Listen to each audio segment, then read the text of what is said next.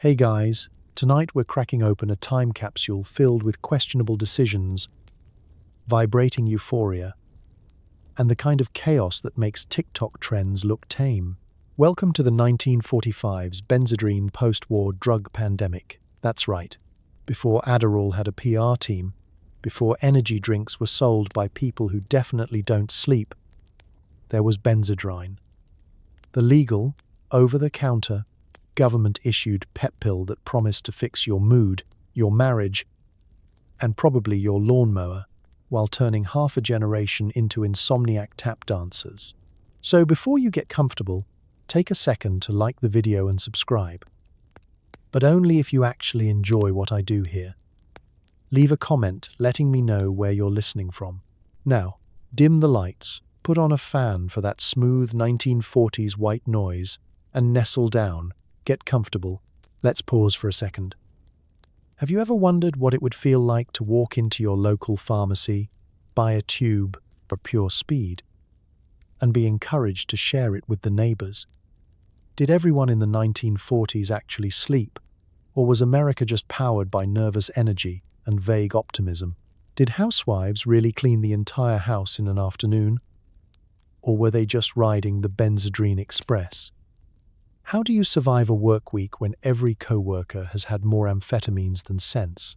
What do you do when your doctor prescribes you a stimulant for Monday morning feelings, and suddenly the PTA meeting turns into a dance marathon? Could you survive a day in a world where the best sleep aid is just running out of pills? Congratulations. You've just woken up in 1945. The war is over, ration coupons are out, and your medicine cabinet is basically a rave in a tin can. Good luck.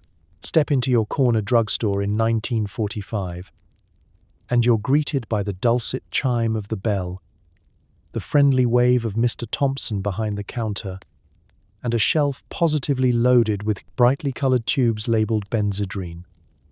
No prescription required, just a handshake, $1, and a smile. You're not sick.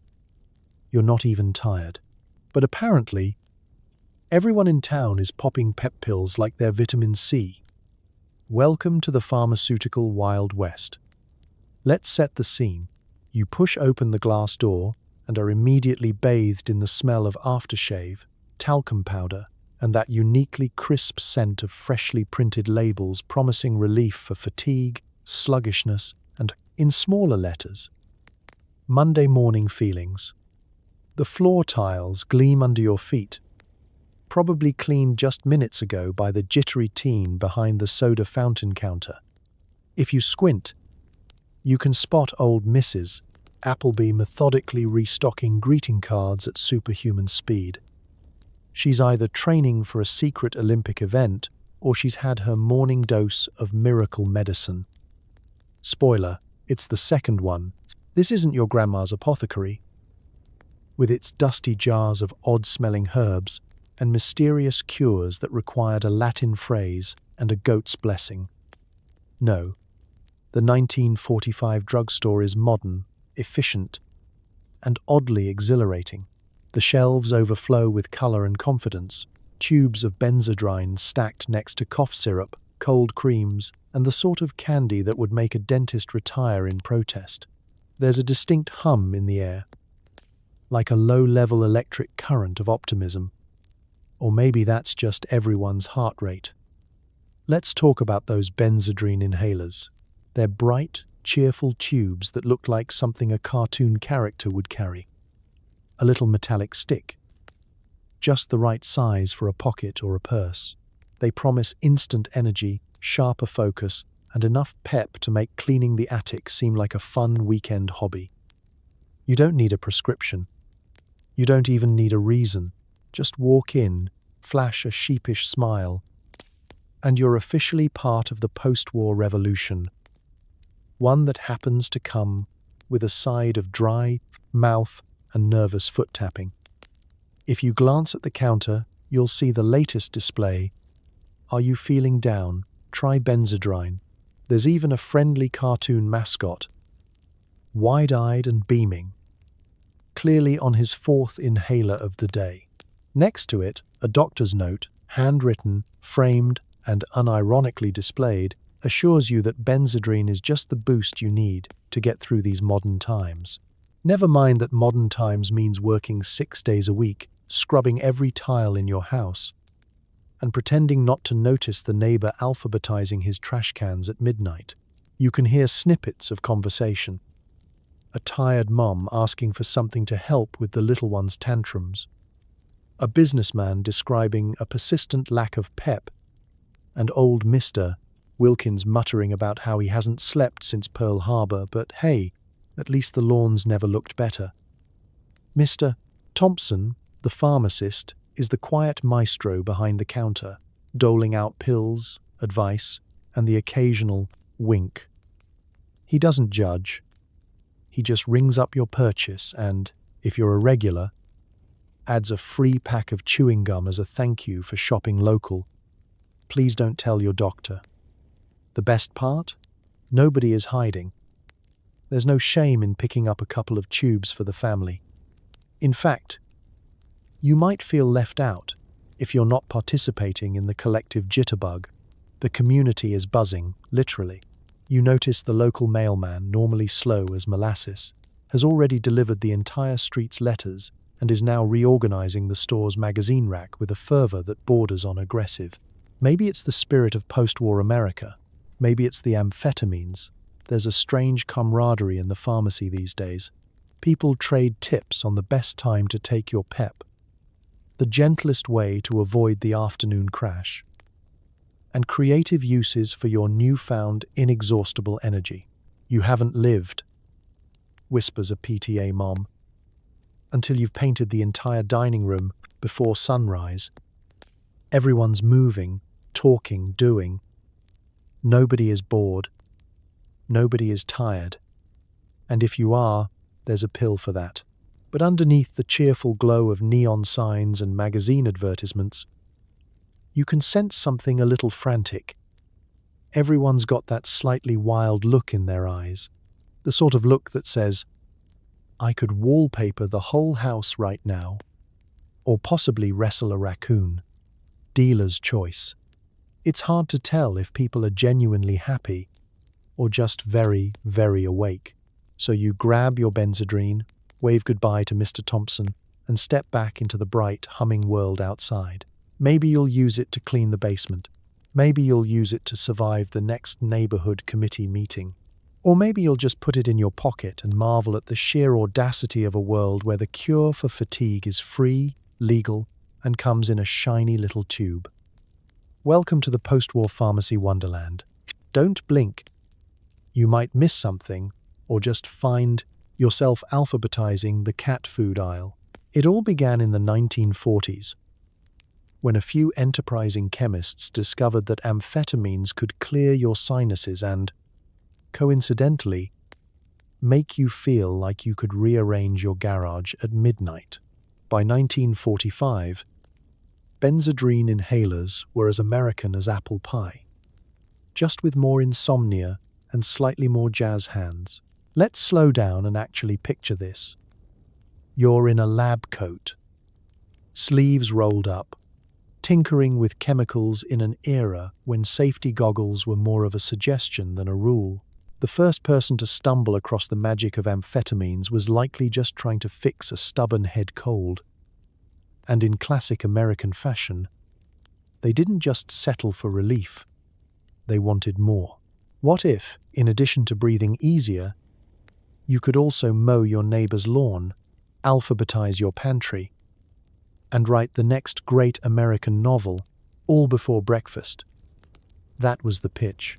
The original Benzedrine inhaler was basically a metal tube filled with cotton soaked in racemic amphetamine oil. The idea was to sniff it for sinus congestion, but Americans quickly realized it had the delightful side effect of making you feel invincible, motivated, and only mildly unhinged. Doctors marveled at the stuff. Headlines gushed. In no time, it was being prescribed for everything from asthma to narcolepsy to, my personal favorite, general malaise. Because who among us hasn't suffered a touch of the malaise?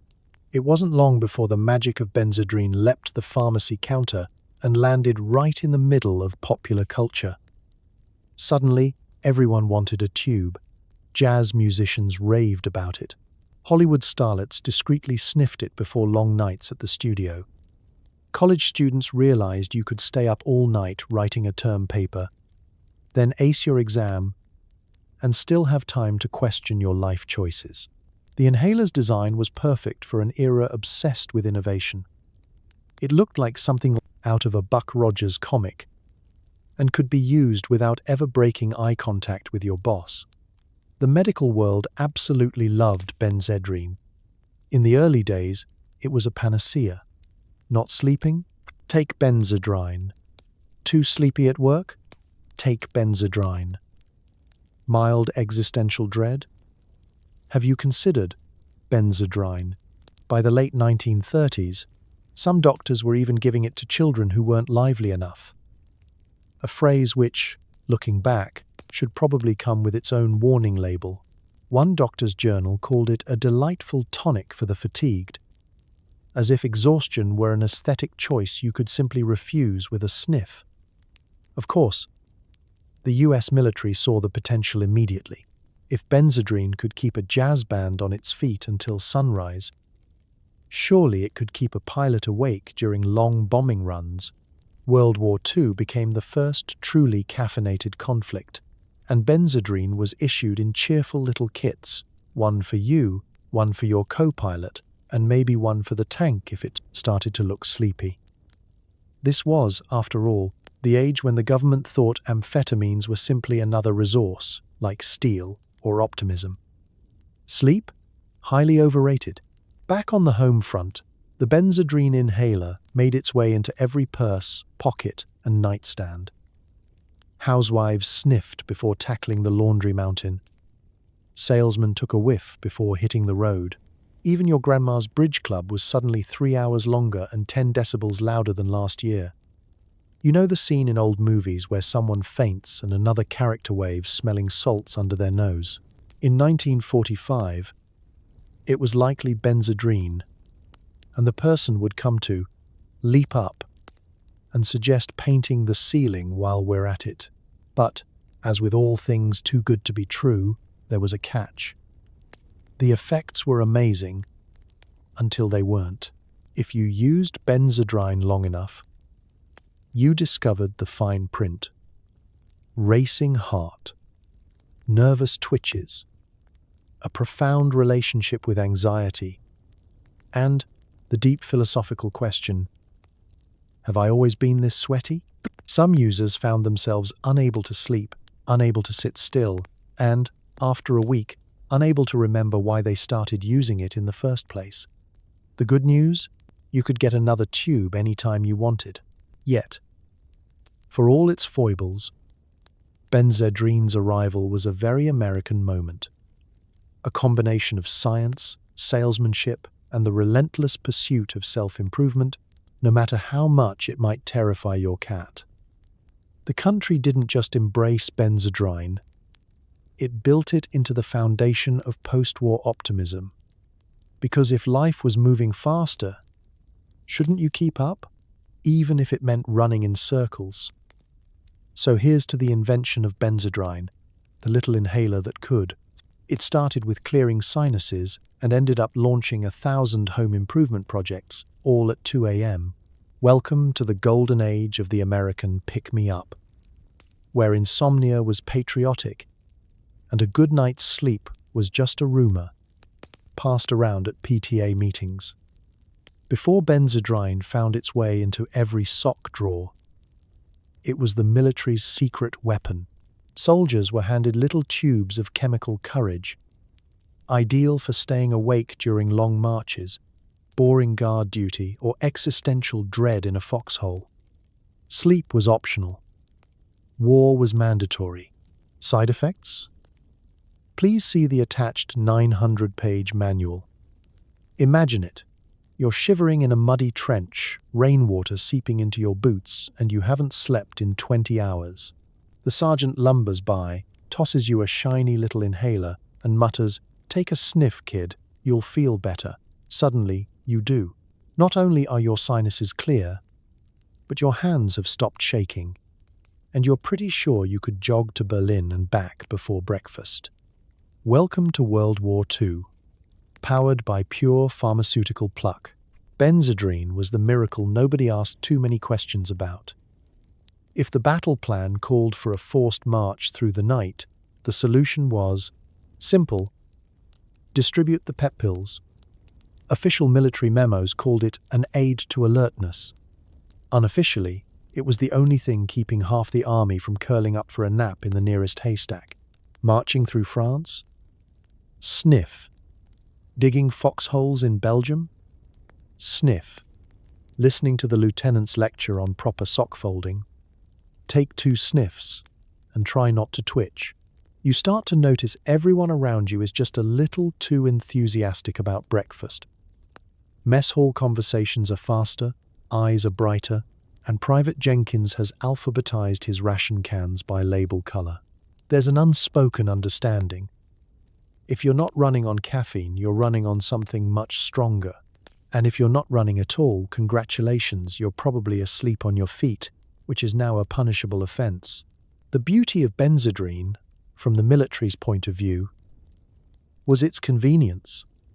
It didn't require fancy storage, complicated training, or even much persuasion. Need to boost morale? Hand out the pep. Need to keep pilots awake during a 12-hour bombing run? Here, have a little extra. Just don't try to solve world hunger before landing. Military doctors didn't just tolerate it, they prescribed it by the box.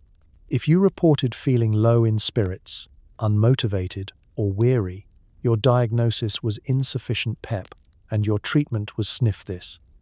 Then go dig a latrine. As the war dragged on, Benzedrine worked its way into every theater of battle: European front, Pacific jungles, Arctic supply convoys. It didn't matter. If the mission required stamina, the answer was amphetamines. It got to the point where some soldiers weren't sure if they were fighting the Axis, the elements, or just the slow, inexorable pull of sleep. There are stories of paratroopers leaping out of planes at dawn, Benzedrine inhalers tucked next to their dog tags, hearts pounding so hard they couldn't hear their own parachutes open. If you wanted a definition of wired, you could find it in the US Army Field Manual, probably between camouflage and trench foot. The higher-ups quickly realized that an alert, slightly manic army was a more effective army, but nobody talked much about the aftermath. When the dust settled and the shooting stopped, the same soldiers who'd sprinted across Europe on little tubes of legal speed suddenly found themselves lying awake at 3 a.m., staring at the ceiling, wondering why the post-war world felt so slow. Re-entry into civilian life wasn't just about taking off the uniform. It was about learning to sleep again, to function without that humming chemical edge. And the side effects? Oh, the side effects. Official documents downplayed them. Some mild jitteriness, slight irritability, a tendency to reorganize the entire barracks at midnight. Unofficially, every squad had at least one guy who spent 3 hours reciting the Gettysburg Address backward while vigorously polishing his boots. Anxiety, paranoia, occasional existential dread. These weren't just side effects. They were part of the military package. But the alternative was falling asleep in the middle of a firefight, and nobody wanted to be that guy. After the war, many veterans brought their Benzedrine habits home. The little tubes migrated from helmet pouches to kitchen drawers, fueling late-night yard work, second jobs, and an epidemic of jittery optimism that made the 1950s look like one long caffeine crash. So, next time you find yourself wide awake in the middle of the night, reorganizing your sock drawer for the 3rd time, just remember, you're carrying on a proud tradition, one that started in the muddy fields of Europe with a handful of soldiers, a world at war, and a miracle drug that kept everyone marching long after common sense said it was time to lie down. Welcome to the legacy of wartime wonders. Sleep when you're dead, kid. There's a world to rebuild. Once the war ended, all those energetic veterans came home with a suitcase full of medals, some deeply suppressed trauma, and a passionate love for over-the-counter amphetamines. It wasn't long before Benzedrine moved from the trenches to your kitchen, right next to the flour and coffee. Why nap when you can organize the pantry 3 times before noon? You're back in your own bed for the first time in years. There's a real roof overhead, the smell of fresh laundry, and the sound of birds instead of bombs. But something's different. You wake up at dawn with your heart thumping like a marching band. And, for the first time in ages, there's nothing urgent to do, no enemy, no battle plan, just a cheerful spouse and a growing to-do list. Old habits die hard, though. You're used to running on adrenaline and Benzedrine, and the sudden quiet is unsettling. So what do? You crack open that little tube the army sent home with you. For alertness, the label still promises, like a whisper from your sergeant, soon, the breakfast table isn't just set, it's transformed. You arrange the cutlery by size, refold the napkins twice, and alphabetize the cereal boxes. It's not nerves, it's pep. Across America, millions of veterans bring the front line home with them. Only now the battle is against dust bunnies and a kitchen drawer that just won't stay organized. Spouses look on in awe or mild terror as their partners repaint the living room before lunch, clean the gutters by dinner, and finish the crossword puzzle in record time. The honey-do list is completed before most people finish their coffee. This isn't just a household phenomenon, it's a nationwide movement. Your neighbor across the street? He's rebuilt his entire garage, twice. The postman has shaved 5 minutes off his route, and Mrs. Larkin down the block hasn't stopped gardening since VE Day. There's an energy in the air, and it's not just optimism. Every pharmacy in town keeps running out of Benzedrine inhalers. Demand is up, and nobody's questioning why the PTA meetings are twice as long but somehow more productive. The 1940s kitchen becomes the new command center. Housewives, who've spent the war years juggling jobs and ration cards, now find themselves competing with the frenetic pace of their newly returned husbands. Why take a nap when you can wash the curtains? Why settle for a clean kitchen when you can have a gleaming one? Family life becomes a domestic Olympics, with every chore turned into a race against time, and each meal prep session looking suspiciously like an army field exercise. Except now, everyone's smiling through slightly gritted teeth. Kids notice the difference too. Suddenly, Dad's teaching them how to make a bed with military precision and waxing poetic about the virtues of never being idle. The family dog starts hiding under the couch after his 3rd walk of the morning. The only creature in the house who gets any rest is the goldfish. And even he's starting to look a little jumpy. It's all part of the great post-war adjustment. Learning how to live and sleep without the constant drumbeat of war, or at least pretending to, with the help of over-the-counter pep pills. Magazines start running glowing ads for Benzedrine. Busy day? Take Benzedrine. For that extra boost, chirps the headline above a photo of a mother who's definitely vacuumed the carpet 4 times and still looks ready to take up competitive sports. Doctors, still wearing their white coats and sense of mid-century optimism, hand out prescriptions for fatigue, worry, or not enough pep, as if the only thing separating you from true happiness is a tube of government-approved motivation. But underneath the shiny surfaces and can-do attitude, something's different. People start noticing that the nights seem longer and nobody's sleeping quite as soundly as before. Tossing and turning becomes the new national pastime. The radio is always on, the lights are always burning, and someone is always up, quietly fixing the toaster or reorganizing the pantry at 2 a.m. It's as if the entire country forgot how to relax, replacing worry with productivity and rest with a relentless, jittery energy. Still, For a while, it works. Homes are cleaner, lawns are mowed, and families gather for dinner every night around a table that's just a little too spotless. The country is determined to move forward, to build something bright and new on the other side of chaos. And if it takes a few milligrams of Benzedrine to get there, well, that's just part of the American dream. So the next time you feel a sudden urge to scrub the grout or alphabetize the pantry, take a moment to thank the veterans and their medicine cabinets. Because sometimes the greatest migration isn't across oceans or continents, it's from the battlefield right to the breakfast table, one little inhaler at a time. It's a Tuesday in suburbia, your neighbor's lawns are manicured, the houses gleam, and the local PTA president has already repainted the living room. Was it determination? Was it the spirit of the postwar boom? Or was it a little help from Benzedrine, which turned ordinary chores into a competitive sport? Nothing says domestic bliss like vacuuming at 3 a.m.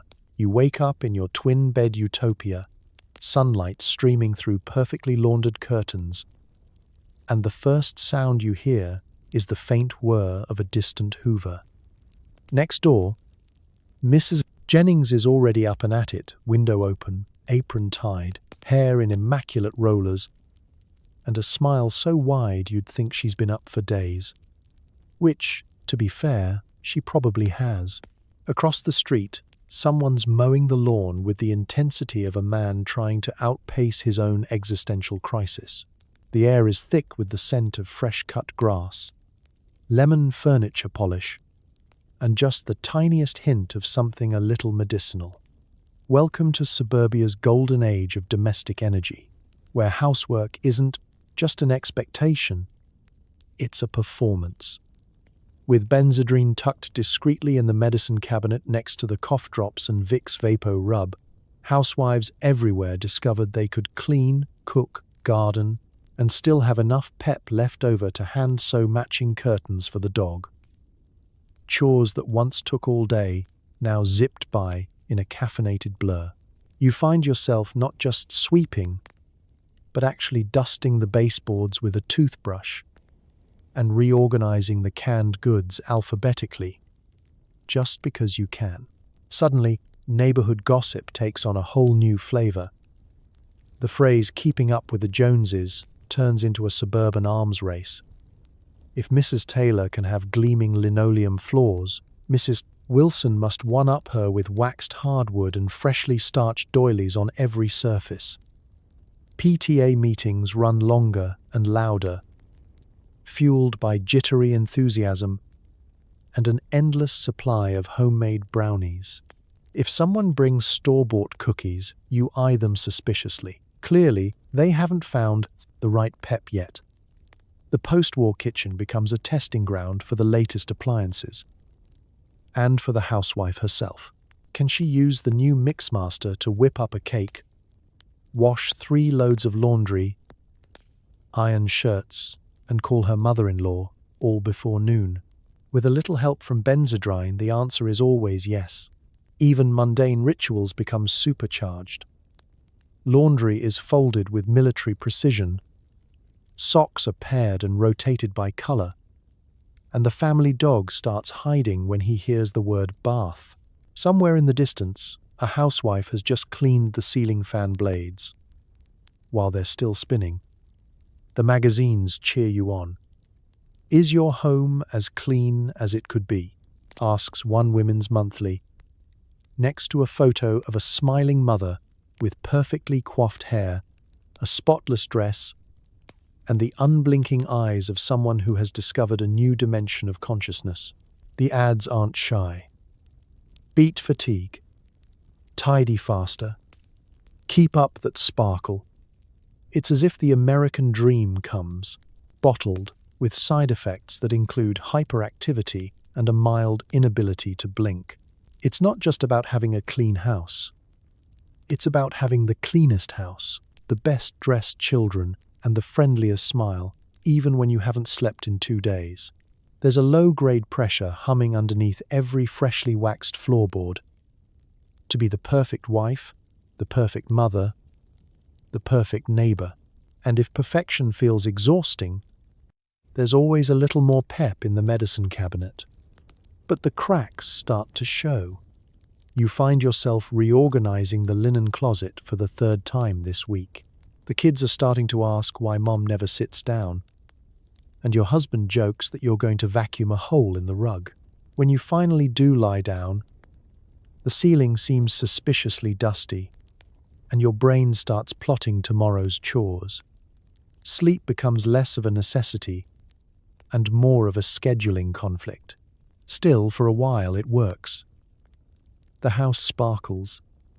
The lawns are lush, and the PTA runs like a well-oiled and slightly overclocked machine. You beam with pride, pouring lemonade for the neighbor while both of you silently judge each other's hedges. It's a clean, bright, and slightly surreal slice of American history. One where the secret ingredient in every pie was a little sprinkle of amphetamine. So tonight, as you walk through your perfectly ordered home, pause for a second. Take in the gleam, the shine, the faint hum of the vacuum next door. Remember, it wasn't just soap and elbow grease. It was the age of Benzedrine, the cleanest and possibly twitchiest era in suburban history. And if you ever feel like dusting at 2 a.m., just know you're carrying on a legacy that started with a little tube and a whole lot of restless ambition. In 1945, doctors handed out Benzedrine for anything. Fatigue, mild depression, tired housewife syndrome, slow Mondays, lazy Wednesdays, and the general malaise of being a human in the modern world. Side effects included jitteriness, rapid heartbeats, and thinking you've invented the next big thing, which turns out to be alphabetizing your pantry by color. Let's take you to the classic 1940s waiting room, with its hard chairs, the soft ticking of a clock, and a row of other exhausted Americans, all clutching their handkerchiefs, waiting for their appointment. Whether you've come in for a head cold, a lack of pep, or just to complain about the weather, your doctor is ready and waiting, with a stethoscope, a knowing nod, and a gleaming prescription pad. Forget the endless battery of tests or the soul-searching therapy sessions. If you look even vaguely tired, or just mention that you're not keeping up, the solution is the same. Have you tried Benzedrine? It doesn't matter who you are. Businessmen who can't face another meeting, teachers plagued by unruly children, factory workers with stiff backs, and teenagers who claim brain fog as a medical emergency, all walk out with the same little slip. And if you're truly lucky, the doctor will hand you a sample tube on the spot. Just a little pick-me-up, he'll say, as if you're about to run a marathon instead of folding towels for 3 hours. And it's not just the family physician. Dentists are in on it too. Picture this. You're in the chair, bib fastened, anxiously awaiting your fate. The dentist peers into your mouth, frowns at your molars, and before you can ask about fluoride, he's writing a prescription for Benzedrine. Not for tooth pain, oh no, but to help you bounce back after that difficult cleaning. Because why recover at a normal pace when you can deep clean your whole house before the Novocaine wears off? Pharmacists are the silent heroes here, doling out little white tablets and tubes with the sort of cheer usually reserved for birthday parties. No one blinks an eye. You'll feel brand new. The pharmacist assures you, just take it when you need a boost. The same advice applies whether you're a stressed-out accountant or an exhausted grandmother of 7. Even pediatricians join the parade. Got a listless child? A teenager who refuses to get out of bed? He needs more pep. Suddenly, your high schooler is running track, joining the debate team, and organizing the garage, all at the same time. You start to wonder if you'll ever have a quiet house again. There's something deeply charming, and more than a little alarming, about the era's medical confidence. Doctors in starched white coats and horn-rimmed glasses truly believe that modern chemistry has unlocked the secret to happiness, energy, enthusiasm, and a can-do attitude at any cost. Need to sleep less? Need to work more? There's a pill for that. Your only problem is remembering not to take it after 5 p.m. unless you want to spend the night rearranging your bookshelves by genre and emotional impact. And if you ever doubted the power of a prescription pad, look no further than the local advertisements. Magazines and radio jingles are full of testimonials. Dr. Mitchell says Benzedrine put the spring back in my step. Mrs. Carter claims it turned her Mondays into fun days. One particularly energetic campaign even promises more smiles per mile, which, if you're doing the math, is probably too many smiles. Of course, not every prescription is a winner. Some patients discover that Benzedrine's definition of cure is a moving target. Instead of conquering fatigue, they end up conquering every dust bunny in a 5-mile radius. Instead of beating the blues, they develop a deep, unshakable friendship with their vacuum cleaner. Anxiety? No problem. You're too busy planning a new storage solution for your spice rack. By the time the sun goes down, your pulse is still racing, and you're not sure whether you're truly happy or just too caffeinated to notice the difference. But your doctor assures you it's perfectly normal. Just let me know if you start alphabetizing your neighbors. The only real complaint? The inevitable crash that follows, a tidal wave of exhaustion, the faint sound of a vacuum cleaner somewhere in the distance, and the sneaking suspicion that you might have overdone it on the pep. Still, for a brief, shining moment, you were the most productive person on your block, thanks to the pill that promised to cure everything and, in the end, just made everything move a little bit faster. In the golden age of medicine, Benzedrine wasn't just a prescription. It was a lifestyle, one jittery heartbeat at a time. You're back at your desk, pencil in hand, tie slightly crooked. It's 10 a.m., and your co-workers are either typing like mad or staring into space with pupils the size of dinner plates. Productivity is through the roof, and so is your anxiety. There's a strange new energy in the workplace. And it isn't just the coffee. The phones ring with a little more urgency than usual. The typewriters clatter like machine guns in the hands of an army of jittery clerks. Everywhere you look, someone is fidgeting, foot tapping, knuckle cracking, or absent-mindedly alphabetizing the contents of their desk drawers for the 3rd time this week. Welcome to post-war office life, where the secret sauce isn't motivation or team spirit. It's a tube of Benzedrine inhalers stashed in the bottom drawer. Meetings start sharp at 8 a.m., but you've been here since 6, wide awake and halfway through color-coding last month's expense reports. Your boss, usually a champion of slow and steady, is now barking out ideas at 90 miles an hour, half of which contradict the ones from 15 minutes ago. The break room, once the refuge of the tired and the bored, has transformed into a pep rally. Forget the gentle hiss of the percolator. It's been replaced by a chorus of office gossip and nervous giggling. There's always someone reloading the stapler. Someone else is probably inventing a new filing system, maybe 3. Productivity has never been higher. Memos get written, rewritten, and written again just in case the previous 2 weren't peppy enough. Reports are flying off the typewriter. Some of them even make sense. You look over at Helen from accounting, who is both balancing the books and repainting her nails at the same time. Stan in sales is pacing like a caged cheetah, dictating 3 letters and a new sales jingle while humming Boogie Woogie Bugle Boy. The boss walks by, hands everyone another round of cheer pills, and quietly suggests a Saturday workday just to stay ahead of the competition. Lunch is different now, too. Nobody's taking an hour to decompress or gossip.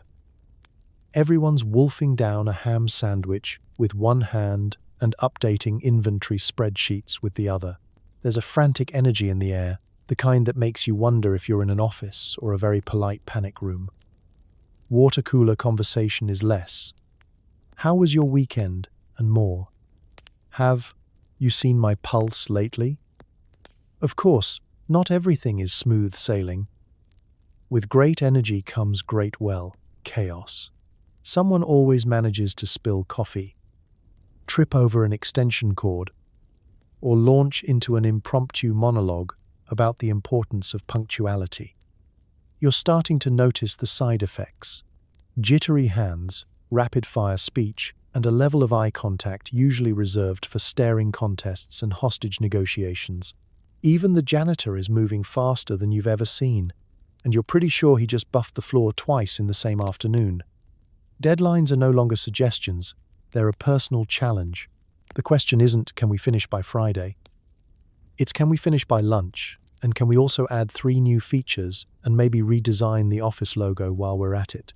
By 3 p.m., half the office is running on pure amphetamine-fueled optimism, and the other half is quietly coming down, gazing into space and reconsidering their career choices. When 5 o'clock finally rolls around, nobody leaves. Instead, you see people reorganizing file cabinets, tweaking presentation slides, and inventing reasons to stay another hour.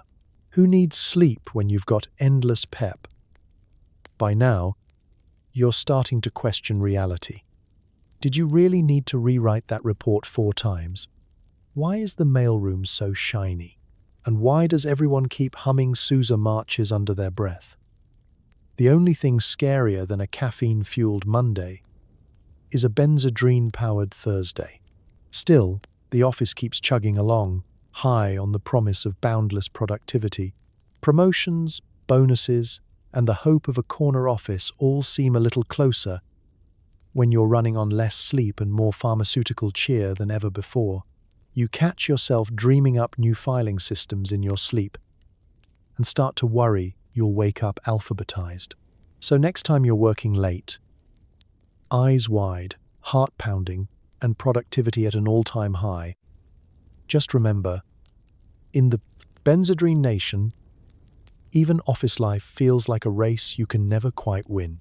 Productivity may be through the roof, but so is your pulse. And the only thing more organized than your inbox is your growing sense of existential dread. Welcome to the future of work, 1945 style.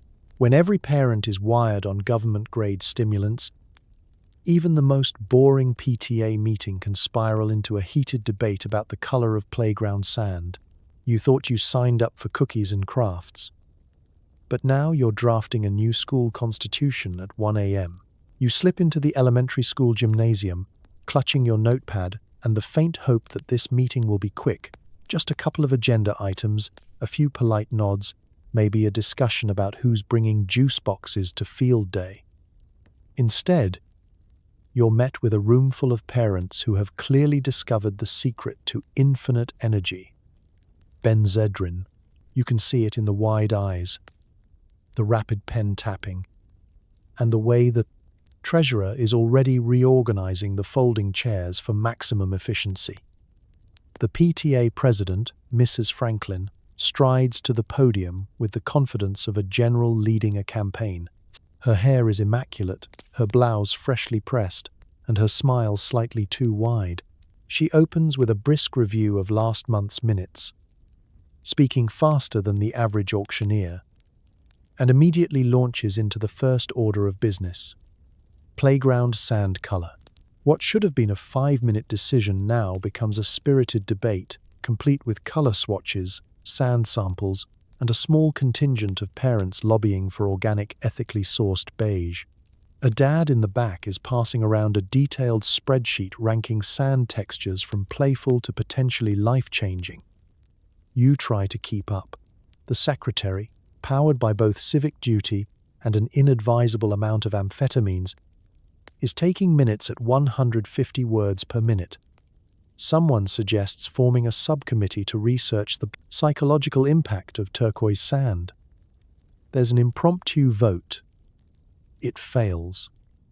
A motion to reconsider is immediately filed, debated, and eventually tabled, but not before the meeting has run an hour over schedule. The snack table, which should have been a beacon of comfort, is a war zone of perfectly stacked brownies, color-coded napkins, and someone's gluten-free zucchini loaf that nobody asked for but everyone feels obligated to praise. No one eats, but the coffee urn is mysteriously empty by 8 p.m., a sure sign that even the decaf is being treated with the same reckless abandon as the Benzedrine inhalers tucked discreetly into half the purses. Outside, the school janitor wonders why the lights are still on and how many PTA parents it takes to change a fluorescent bulb. Inside, the debate rages on. A mum from the block over proposes a complete redesign of the pickup line to improve traffic flow. This snowballs into a heated argument about parking lot signage, child pedestrian safety, and, inexplicably, the need for whimsical wayfinding art to boost school spirit.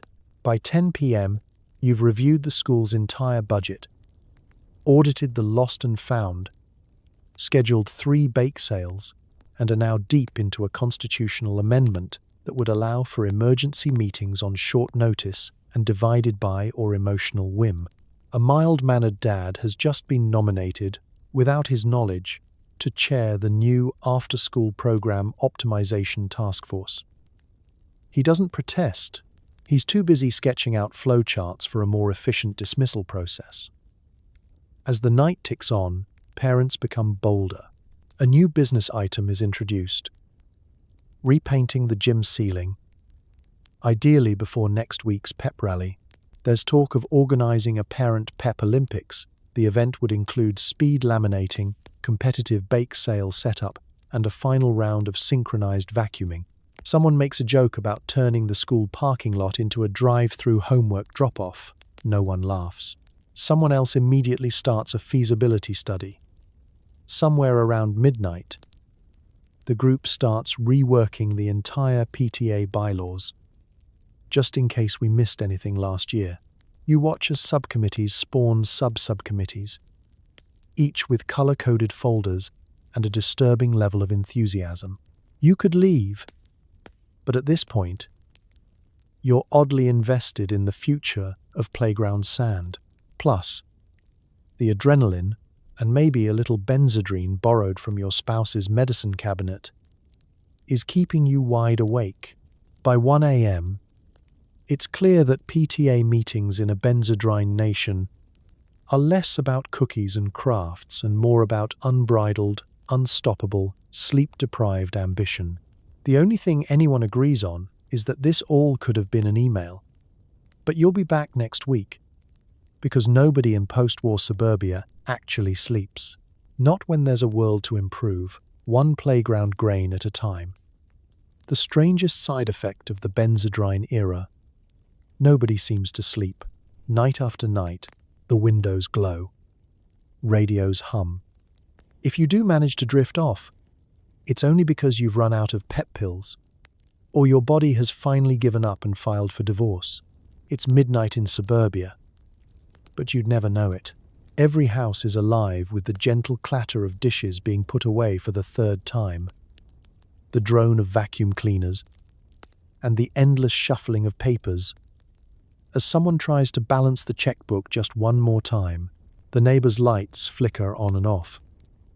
And there's always someone standing in the kitchen window, wide-eyed and clutching a cup of very unnecessary coffee. The dog is the only one actually sleeping, curled up on a pile of laundry that's been folded, unfolded, and folded again. The sun goes down, but the city doesn't. Radios play jazz at volumes that would have scandalized the Victorians. Children who should be dreaming of baseball are instead building elaborate blanket forts or coloring with the intensity of tiny Renaissance masters. Teenagers are writing poetry at 2 a.m., convinced they've discovered a new emotion. And somewhere, in every block, there's a dad regrouting the shower tiles and a mom alphabetizing canned goods. It's not insomnia, it's industry. Sleep becomes a kind of urban legend, something everyone vaguely remembers but can't quite achieve. People swap stories about the last time I had a full night, like war veterans comparing battle scars. I think I got 5 hours last Tuesday, but it could have been a dream. The local pharmacist starts offering friendly tips on power napping between doses of pep pills, and magazines run articles titled "How to Get More Out of Your 2 Hours" with cheerful advice like, "Try sleeping, sitting up, just in case you need to jump up and reorganize the linen closet." Doctors begin to notice the trend. They ask their patients, "Are you sleeping well?" and are met with blank stares and nervous laughter. After all, how can you sleep when there's always something left to do? The laundry is never quite done, the pantry could always be tidier, and the kitchen floor simply refuses to sparkle the way it should. Ambition and anxiety become the new lullabies, gentle reminders that if you're not moving, you must be falling behind. And it isn't just adults. School children start showing up with perfectly completed homework and suspiciously intricate dioramas, built in the early hours while their parents recited multiplication tables like bedtime stories. Teachers marvel at the sudden burst of academic enthusiasm until they realize that most of the class is quietly doodling spirals in the margins, eyelids drooping but hands still twitching from too much pep. The only real downtime happens when the body finally waves the white flag. You collapse into bed, staring at the ceiling, brain buzzing with a never-ending to-do list.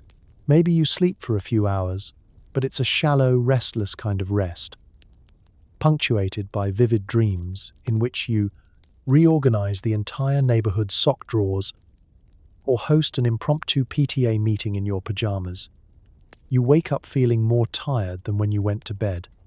But hey, there's always Benzedrine. As time goes on, the lack of sleep becomes a badge of honor. You look tired, turns into a compliment, proof that you're getting things done. Families gather at the breakfast table, eyes red but spirits high, fueled by adrenaline, pride, and a little chemical assistance.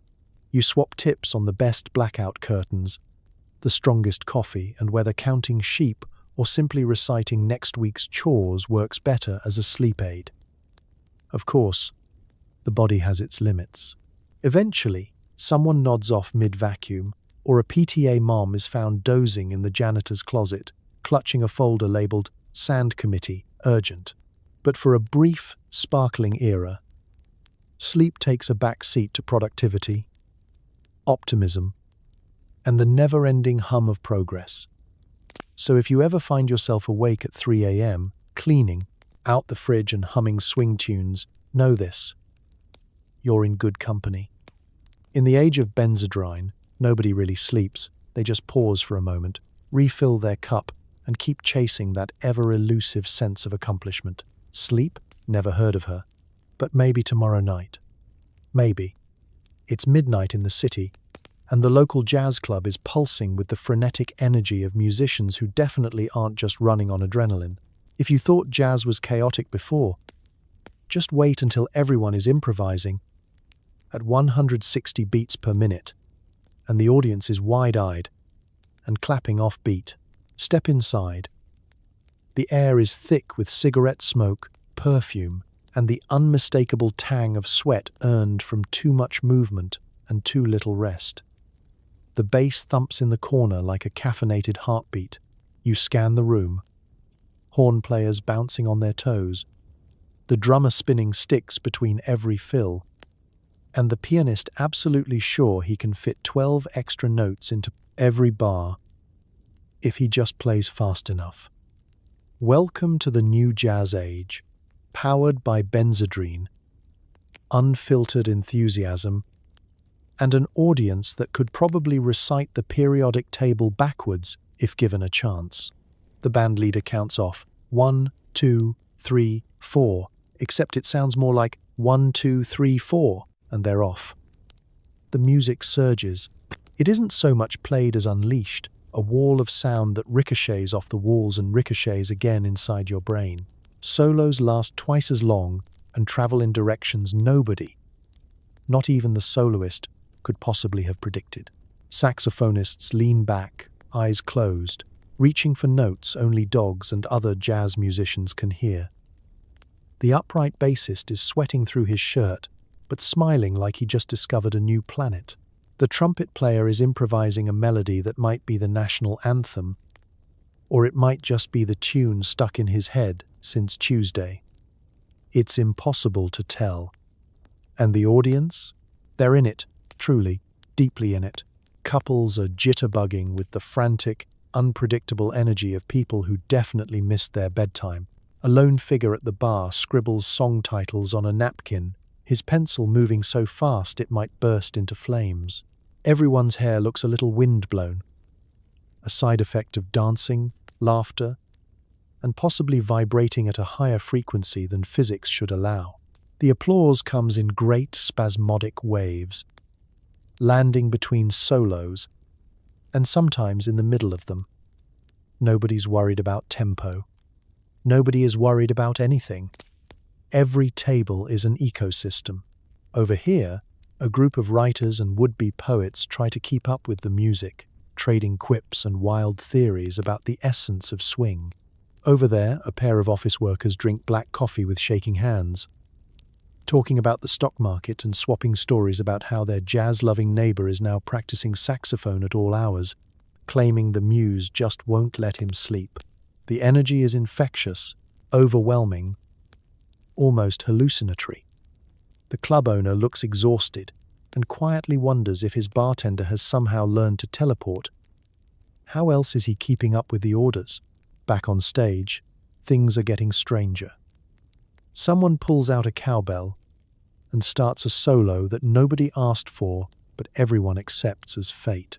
The drummer, possessed by a rhythm only he understands, launches into a 10-minute solo. The crowd cheers him on, possibly because they think the solo is over, or possibly because they forgot it started. By now, even the ceiling fans seem to be spinning faster. If jazz was ever about breaking rules, this is the era it goes entirely off the rails. The old cats from uptown shake their heads and mumble, "This wasn't how Duke Ellington did it." But even they have to admit, there's something magical in the chaos. Inspiration comes in jolts. Songs get written, rewritten, and sometimes forgotten entirely before the band leaves the stage. More than a few classics owe their existence to a sleepless night, a jittery rehearsal, and a generous supply of Benzedrine in the dressing room. As dawn creeps in, the last notes fade, but the club is still buzzing. Nobody is ready to go home. The musicians are wide awake, plotting the next set, the next gig, the next note. Even the janitor, sweeping up, hums a syncopated tune as if he too is riding the high.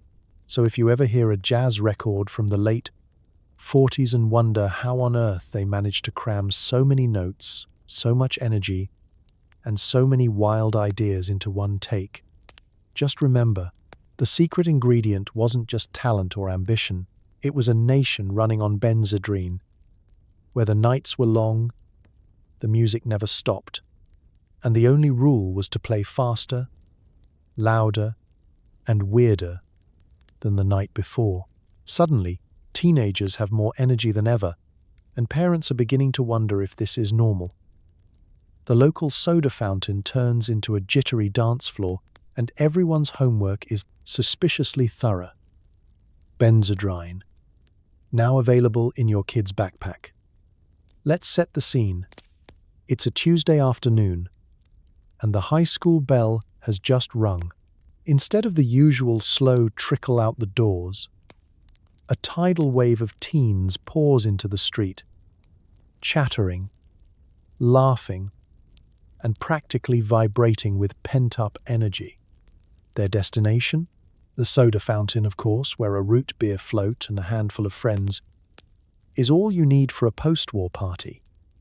Or at least, that's how it used to be. Lately, something's different. The jitterbug isn't just a dance, it's a way of life.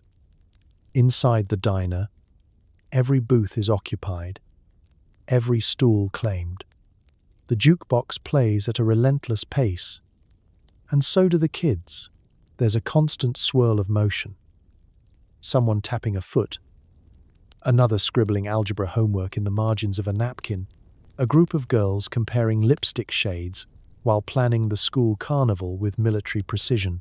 The boys, fresh off football practice, look ready to play another game or three, barely breaking a sweat. You'd think everyone's had one too many milkshakes, but the secret's in their pockets. A little tube or tablet borrowed from a parent's medicine cabinet, or maybe scored from that one kid in study hall whose uncle works at the pharmacy. Benzedrine, once the private reserve of stressed-out housewives and hard-charging dads, is now the not-so-secret ingredient in teen culture. Teachers marvel at how essays appear on their desks a day early, written in meticulous handwriting, and, sometimes, suspiciously lengthy. Science projects glow with neon enthusiasm. History presentations feature hand-drawn maps and dramatic reenactments. If anyone asks, it's just extra effort. But parents wonder, when did Sally start reorganizing the linen closet instead of painting her nails? Why is Jimmy memorizing the periodic table for fun? The after-school activities have leveled up too. The Glee Club harmonizes at a speed that would make swing bands jealous. Debate Club is now a high-octane shouting match with charts, diagrams, and backup statistics on demand. The yearbook committee has already finished next year's layout. Even the chess club is playing speed rounds and trash-talking with a vocabulary only possible from kids who've been awake since sunrise. Of course, the adults are slow to catch on. At first, they chalk it up to teen spirit or post-war optimism. But then the side effects start to show. The same kids who once fell asleep during geometry now can't stop fidgeting. The soda fountain's counterman wonders why his napkin supply has plummeted. Turns out, everyone's been writing to-do lists and drawing architectural plans for their dream bedrooms. Parents compare notes at PTA meetings, hoping someone else's child is also reorganizing their sock drawer at midnight. Sleep, never a teenage priority, becomes a lost art. Bedrooms glow with lamplight long after curfew, and teachers start getting homework, assignments time-stamped at 3:14 a.m. "Did you even sleep last night?" becomes a common greeting in the school hallway. "Why would I?" comes the cheerful, wide-eyed reply. It doesn't take long for the drawbacks to emerge. Mood swings, jittery nerves, a sudden drop in patience for boring classes. Some kids crash hard, dozing off in the middle of history class or nodding over their untouched burgers at the diner. The soda fountain, once the heart of social life, now doubles as a holding pen for twitchy teens and their even twitchier parents, who are starting to wonder if maybe things have gone a little too far. But for a brief, dizzy era, youth in America runs on pure pep. The world seems wide open, the future bright and boundless. And the only thing you can't seem to find is a teenager who wants to sit still. If your own kids suddenly seem extra ambitious or extra anxious, don't worry. It's just the Benzedrine talking. And like all crazes, this one too will come down. Until then, buckle up. After-school madness is here to stay. At least until the next great American fad. Want to lose 10 pounds in a week and also develop a deep spiritual connection with your refrigerator? Benzedrine quickly became the secret ingredient in every new diet plan. Who needs food when you're not hungry and too busy reorganizing your sock drawer? Step into the world of 1940s weight loss, where the secret to slimming down wasn't kale, CrossFit, or counting points, it was chemistry. You open a women's magazine and there it is. A glowing advert for the latest miracle cure. Feeling sluggish? Clothes fitting tighter? Try Benzedrine. And reclaim your figure fast. It promises rapid results, boundless energy, and a new you by next Tuesday. The only thing missing is a warning label saying you might forget what food even is. By 1947, the diet industry is booming and housewives are first in line. The neighbor down the street who's suddenly skipping meals and running laps around her backyard. She's just found the willpower, she claims, but you see the telltale signs. The slightly frantic gleam in her eye, the stack of reorganized Tupperware, and the fact that she hasn't blinked since breakfast. The local beauty shop is filled with whispered tips about pet pills, how to ask your doctor, where to stash them so the kids don't find them, and what to do when you've alphabetized your recipe cards for the third time this week. Doctors and dietitians, those modern champions of wellness, are more than happy to join the parade. Patients are prescribed Benzedrine for weight management, low spirits, and the ever-popular spring fatigue. Forget about portion control or mindful eating. Your new mantra is, if you can't remember the last time you ate, you're doing it right. Even the pharmacy clerk knows the drill. Slide the pills across the counter with a knowing wink, and wish you luck on your journey to a trimmer waist and, let's be honest, a slightly more cluttered sock drawer. Food itself starts to lose its shine. Meals become afterthoughts, and dinner is less a family gathering and more a brief pause between projects. You set the table, pour a glass of tomato juice, and marvel at how not hungry you feel. The refrigerator becomes your confessional booth. Open the door, gaze at the leftovers, close it again, and resolve to sweep the garage instead. Why snack when you can vacuum? Why worry about cake when you've just reorganized the cutlery and have 3 more closets to go? The results, for a little while, are dazzling.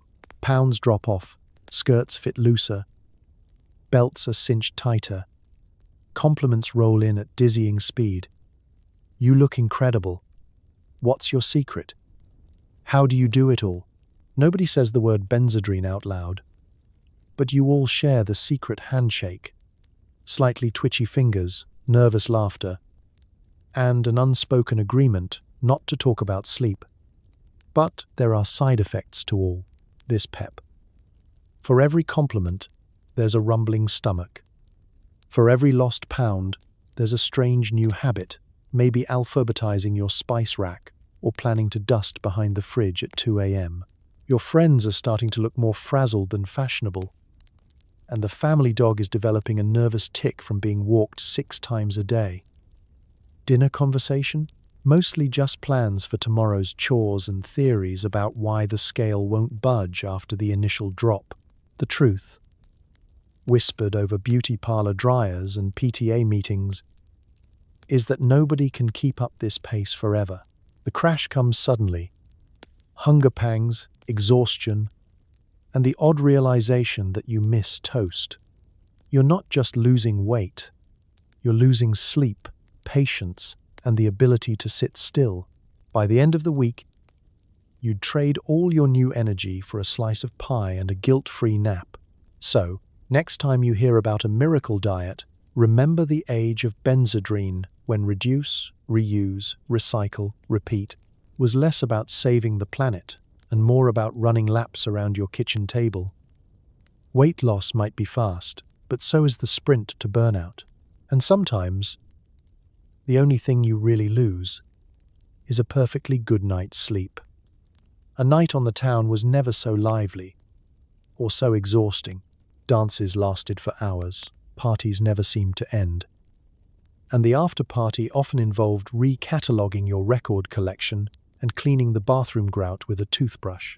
Let's set the scene.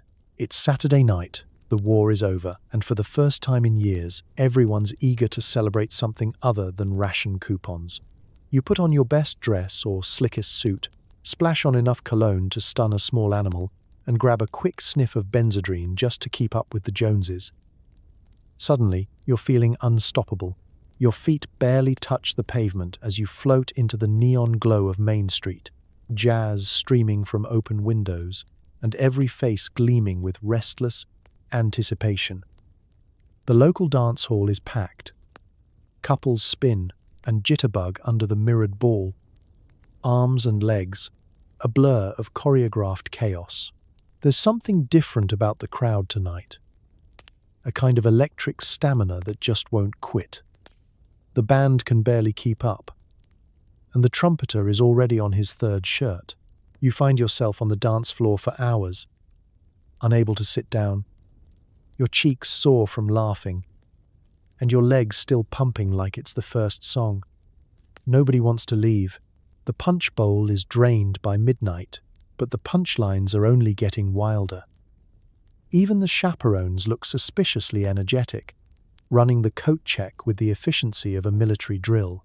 Meanwhile, over at the soda fountain, teenagers bounce between bar stools, giddy and caffeinated, swapping dance partners as if it's a competition for who can jitter the most bugs. At the back of the diner, someone is making plans for an after-hours bowling session, while another group debates the merits of swing versus big band, each point argued at twice the normal speed. It's not just a night out. It's a marathon of social ambition, lubricated by sugar, music, and a generous helping of legal speed. You notice the small things, too. Conversation is faster, louder, occasionally wandering off into wild new territories. At one table, a would-be novelist is outlining a new book, or maybe 5, on a napkin. At another, a nervous accountant is explaining the tax benefits of learning to tap dance. Someone keeps suggesting a group outing to clean the city park for fun, and nobody even blinks. There's a sense that anything is possible, as long as nobody stops moving. Midnight rolls around, but there's no talk of heading home. Instead, the party simply migrates. From dance hall to house party, from house party to impromptu jazz session in someone's living room. Someone brings out a deck of cards. Someone else starts alphabetizing the record collection just to make it easier next time. And naturally, someone volunteers to scrub the grout in the bathroom. Because what else would you do with all that leftover energy? It's not all pure joy, of course. There are moments when the energy tips into something a little frantic. Someone accidentally vacuums a rug that doesn't belong to them. 2 people argue about whether the furniture would look better on the ceiling. The family cat disappears under the couch, unwilling to risk a midnight bath. Still, nobody's bored. Nobody's tired. At least, not until the Benzedrine wears off, and reality sinks in like a slow sunrise. By 3 a.m., the party is still rolling. Neighbors peek out through their blinds, wondering if the world has gone a little mad. Maybe it has. But for one long, sparkling night, you are young, wild, and more alive than you ever thought possible. Dancing until your shoes wear thin, laughing until your sides ache, and scrubbing every last inch of tile you can find. As dawn creeps in, the last stragglers stagger home, already planning the next get-together. There will be more nights, more music, more excuses to stay awake and chase the endless thrill of a world that finally feels safe, open, and alive. And if tomorrow morning comes too soon, well, there's always another pep pill waiting on the nightstand. The Benzedrine Boom was a golden age for advertising. Every magazine, radio spot, and billboard promised that one pill would turn you into a better worker, parent, spouse, and friend. Side effects not included in the fine print. Imagine opening a glossy 1946 magazine. A cheerful woman, pearls gleaming and kitchen spotless, beams at you from the page. The headline reads, "More pep for a happier you." Below, a neatly illustrated Benzedrine inhaler, looking less like a pharmaceutical device and more like a magic wand for suburban bliss.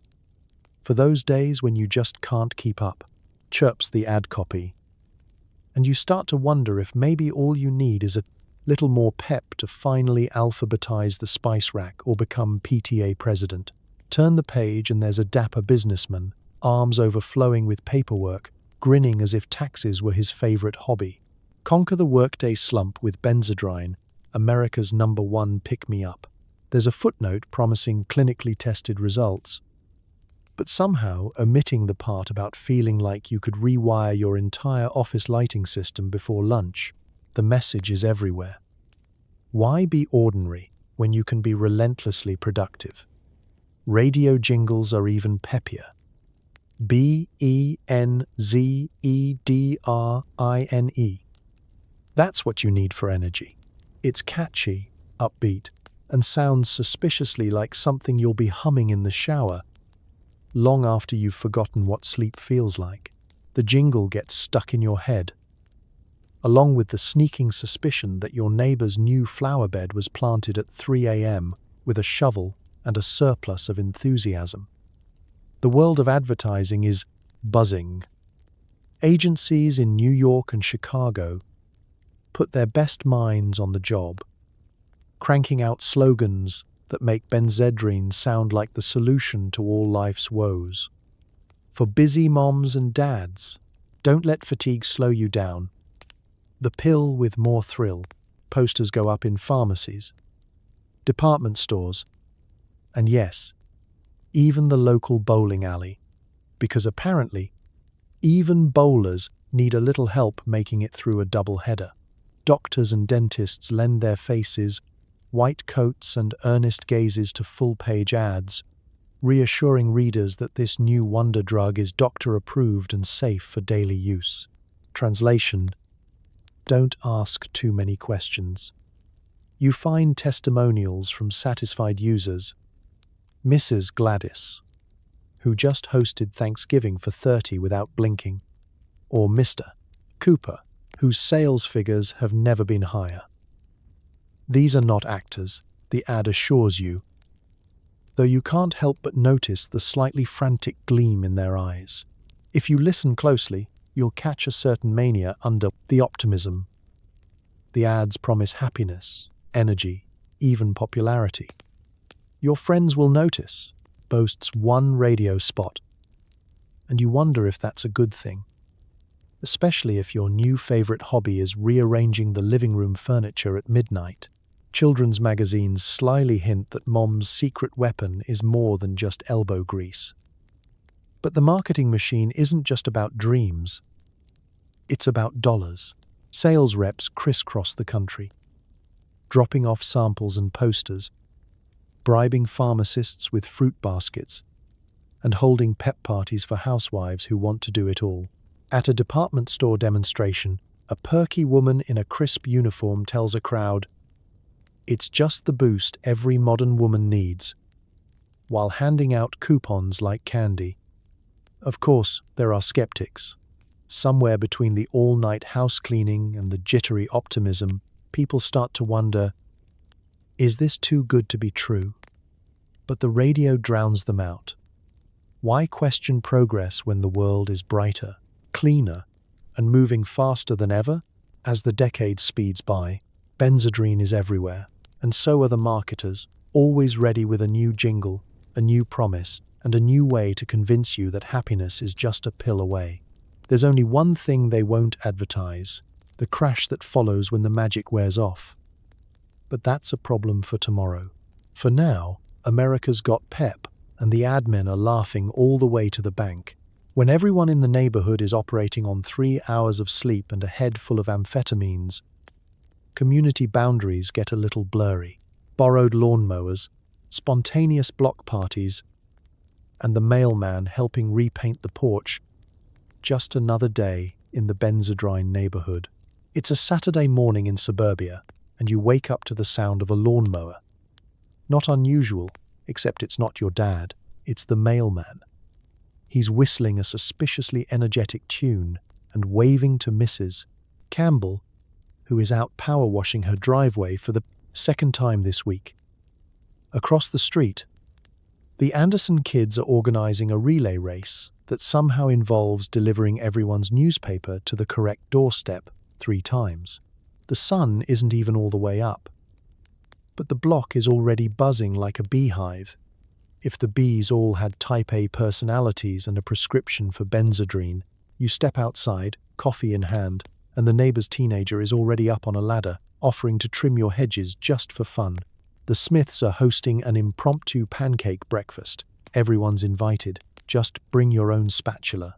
You're not sure who brought the folding tables, but they multiply like rabbits, lining the sidewalk in a way that would make the fire marshal break into a cold sweat.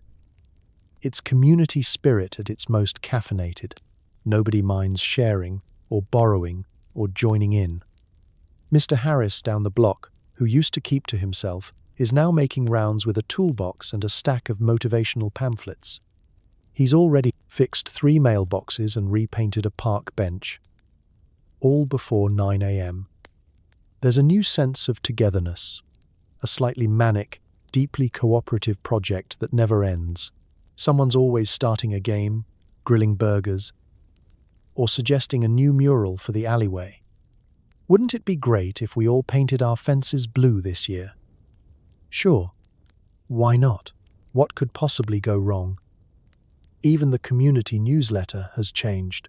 Instead of the usual 3 items, lost cat, upcoming bake sale, reminder to mow your lawn, it's now a 12-page manifesto with color-coded charts, volunteer schedules, and a section dedicated to energy-saving tips, most of which seem to involve moving constantly. There's a new club for everything. Gardeners Guild, Early Risers Brigade, Midnight Joggers Anonymous. It's exhausting just reading about it. But heaven help you if you don't participate. After all, someone might knock on your door at 6 a.m. and ask why you haven't signed up for Tuesday's spontaneous cul-de-sac sweep. Block parties become legendary. No invitation required. Just show up and bring something, even if it's just a strong opinion about hedge height or your favorite lemonade recipe. There's always music, laughter, and a little too much enthusiasm for group charades. At the height of the Benzedrine era, you're never alone for long. There's always someone ready to start a conversation, organize a game, or help alphabetize your vinyl collection. Of course, all this togetherness comes with a few quirks. Personal boundaries are, let's say, flexible. Mrs. Dorsey pops over to borrow an egg and stays for 3 hours, helping you dust the baseboards and repaint the pantry. The Joneses wake up to find their backyard mysteriously landscaped overnight. It's hard to complain when your garage is suddenly reorganized or your gutters are spotless, but you start to suspect that maybe, just maybe, this is a few steps past neighborly. But for all the chaos, there's a warmth here, a sense that everyone is pulling in the same direction, even if nobody can quite remember where they were headed. Benzedrine might have blurred the line between helpful and overbearing, but it also made for the kind of neighborhood stories you'd remember once you finally get some sleep. So, if you find your mail sorted, your hedges trimmed, and your porch repainted by people you barely know, relax. It's just another Benzedrine morning, where the mailman is part handyman, the neighbors are always around, and nobody remembers who actually owns the lawnmower. In this new era, community is less about privacy and more about participation. A perpetual, peppy block party where everyone pitches in and nobody really rests. Welcome to suburbia's friendliest and definitely busiest chapter.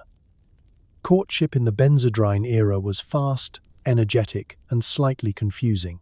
Was it true love, or just the effect of 2 people who haven't slept in 48 hours nervously, reciting poetry at each other? Let's paint the picture. It's a Friday night, and you've just met someone at the local dance hall. Their smile is wide, their handshake just a bit too firm, and you're pretty sure you saw them alphabetizing the jukebox selections earlier.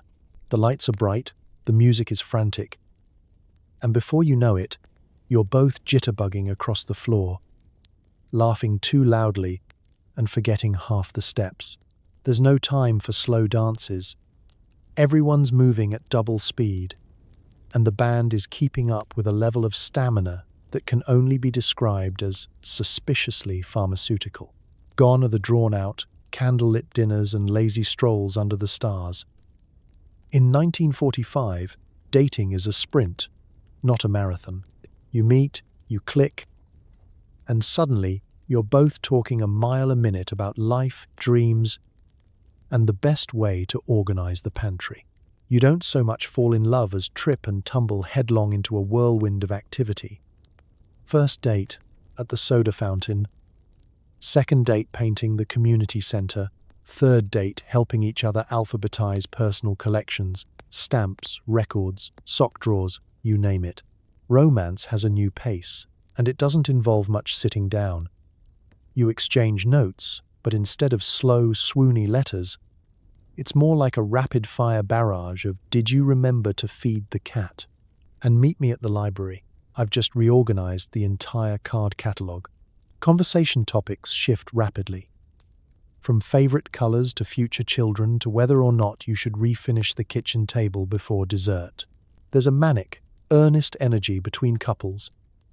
Every moment is precious and must be maximized, optimized, and ideally, multitasked. Even family and friends get swept up. Parents marvel at how quickly their sons and daughters pair off and start planning joint home improvement projects. The local minister's premarital counseling sessions run shorter than usual, after all. There's no time to discuss conflict resolution when the happy couple has 3 more chores to finish before sunset. Engagements are announced in a flurry of block party confetti. It's not uncommon for 2 people to meet, fall in love, and schedule their wedding all within a single month, or for the proposal itself to happen during a PTA meeting or while painting a neighbor's fence. Will you marry me? Only if you promise to help me alphabetize my spices. It's a golden age for grand gestures. Midnight serenades are common, but so are coordinated, community-wide lawn mowing sessions. Romantic dates involve repainting the local diner or running a bake sale at breakneck speed. You know it's getting serious when someone lets you borrow their label maker or trusts you with their secret recipe for lemon meringue pie. Made while cleaning the entire kitchen, of course. Of course, it isn't always smooth sailing. Sleep deprivation and amphetamine-fueled affection can lead to misunderstandings. 1 person's "I can't stop thinking about you" is another's "I literally haven't slept in 3 days." There are more than a few stories of couples waking up after a whirlwind week, realizing they've planned a wedding, adopted a dog, and started remodeling the basement, all before actually going on a proper dinner date. Still, the era's romances have a charm all their own. Equal parts exhaustion, exhilaration, and genuine affection.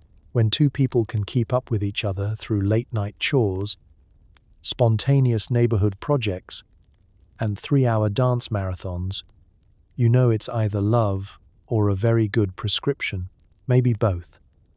So if you find yourself swept up in a romance that feels too fast to be real, just remember, sometimes the best love stories are a little unhinged, especially in the Benzedrine era, when falling for someone means moving at the speed of light, organizing your lives together from day one, and learning that true love can survive almost anything, except, maybe, a shared lack of sleep.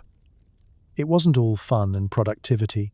For every sparkling smile and spotless kitchen, there was a shadow, insomnia, anxiety, jittery hands, and the creeping suspicion that maybe, just maybe, this miracle drug had a downside. You start to notice the little things. The neighbor, who used to love her afternoon naps, now paces the block at 2 a.m., muttering about dust mites and paint samples. Your best friend shows up to coffee with bags under her eyes and a smile just a little too tight, insisting she's never felt better, but twitching every time someone mentions laundry. The local barber claims he's on the cutting edge of style, literally, since he can't seem to stop his hands from shaking. Everywhere you look, there's a low-level hum of nervous energy, a current running just beneath the cheery surface. At first, it's easy to dismiss the symptoms as just stress.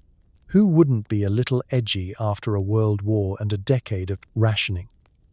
But soon it becomes clear that the same little pill making the house cleaner and the PTA meetings livelier is also making sleep harder to catch than a well-caffeinated squirrel. Some people simply stop sleeping altogether. Their nights filled with nervous cleaning, compulsive baking, and impromptu brainstorming sessions for neighborhood improvement projects. The physical side effects sneak up on you. A heart that beats just a bit too fast. Hands that can't stop fidgeting. A jaw that aches from constant, anxious chatter. You find yourself unable to sit still, even when you want to. The urge to keep moving, to keep doing, becomes impossible to resist. You start alphabetizing things you didn't even know could be sorted, like the fruit bowl or the family photo albums. Emotionally, things get weirder. There's an undercurrent of anxiety. A collective breath held just a little too long. Tempers flare over the smallest slights. Someone left the towels unfolded, or forgot to little to me. Stack the plates by size. Conversations that used to be light and breezy now have an edge, as if everyone is running on the same overclocked, under-rested nervous system. At block parties, neighbors start talking over each other, voices rising in volume and pitch, until the whole thing feels like a game show without a host. Paranoia starts to creep in. Did you lock the front door? Are the curtains drawn just right? Is everyone judging you for missing a spot on the kitchen floor? It's as if the entire neighborhood is slowly being wound up like a clock.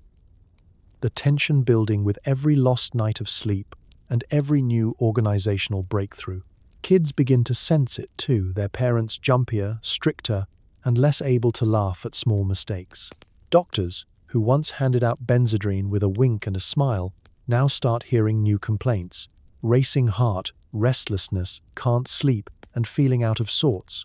Some people begin quietly asking if there's something they can take to come down at night, which starts another wave of prescriptions, this time for sedatives. The pharmacy counter becomes a revolving door. Pep pills in the morning, sleeping pills at night, and nobody quite sure if they're coming or going. There's also the crash. For every burst of energy, there's an inevitable come-down, a wave of exhaustion, headaches, and the bleak realization that no amount of vacuuming will ever make you truly content. Productivity turns into irritability. Energy collapses into a heap on the living room rug. The very thing that once seemed like a miracle cure now feels like a trickster, offering the world and taking a little piece of you in return. But here's the thing. Nobody talks about it. It's easier to compliment a gleaming kitchen than ask how many hours of sleep it cost.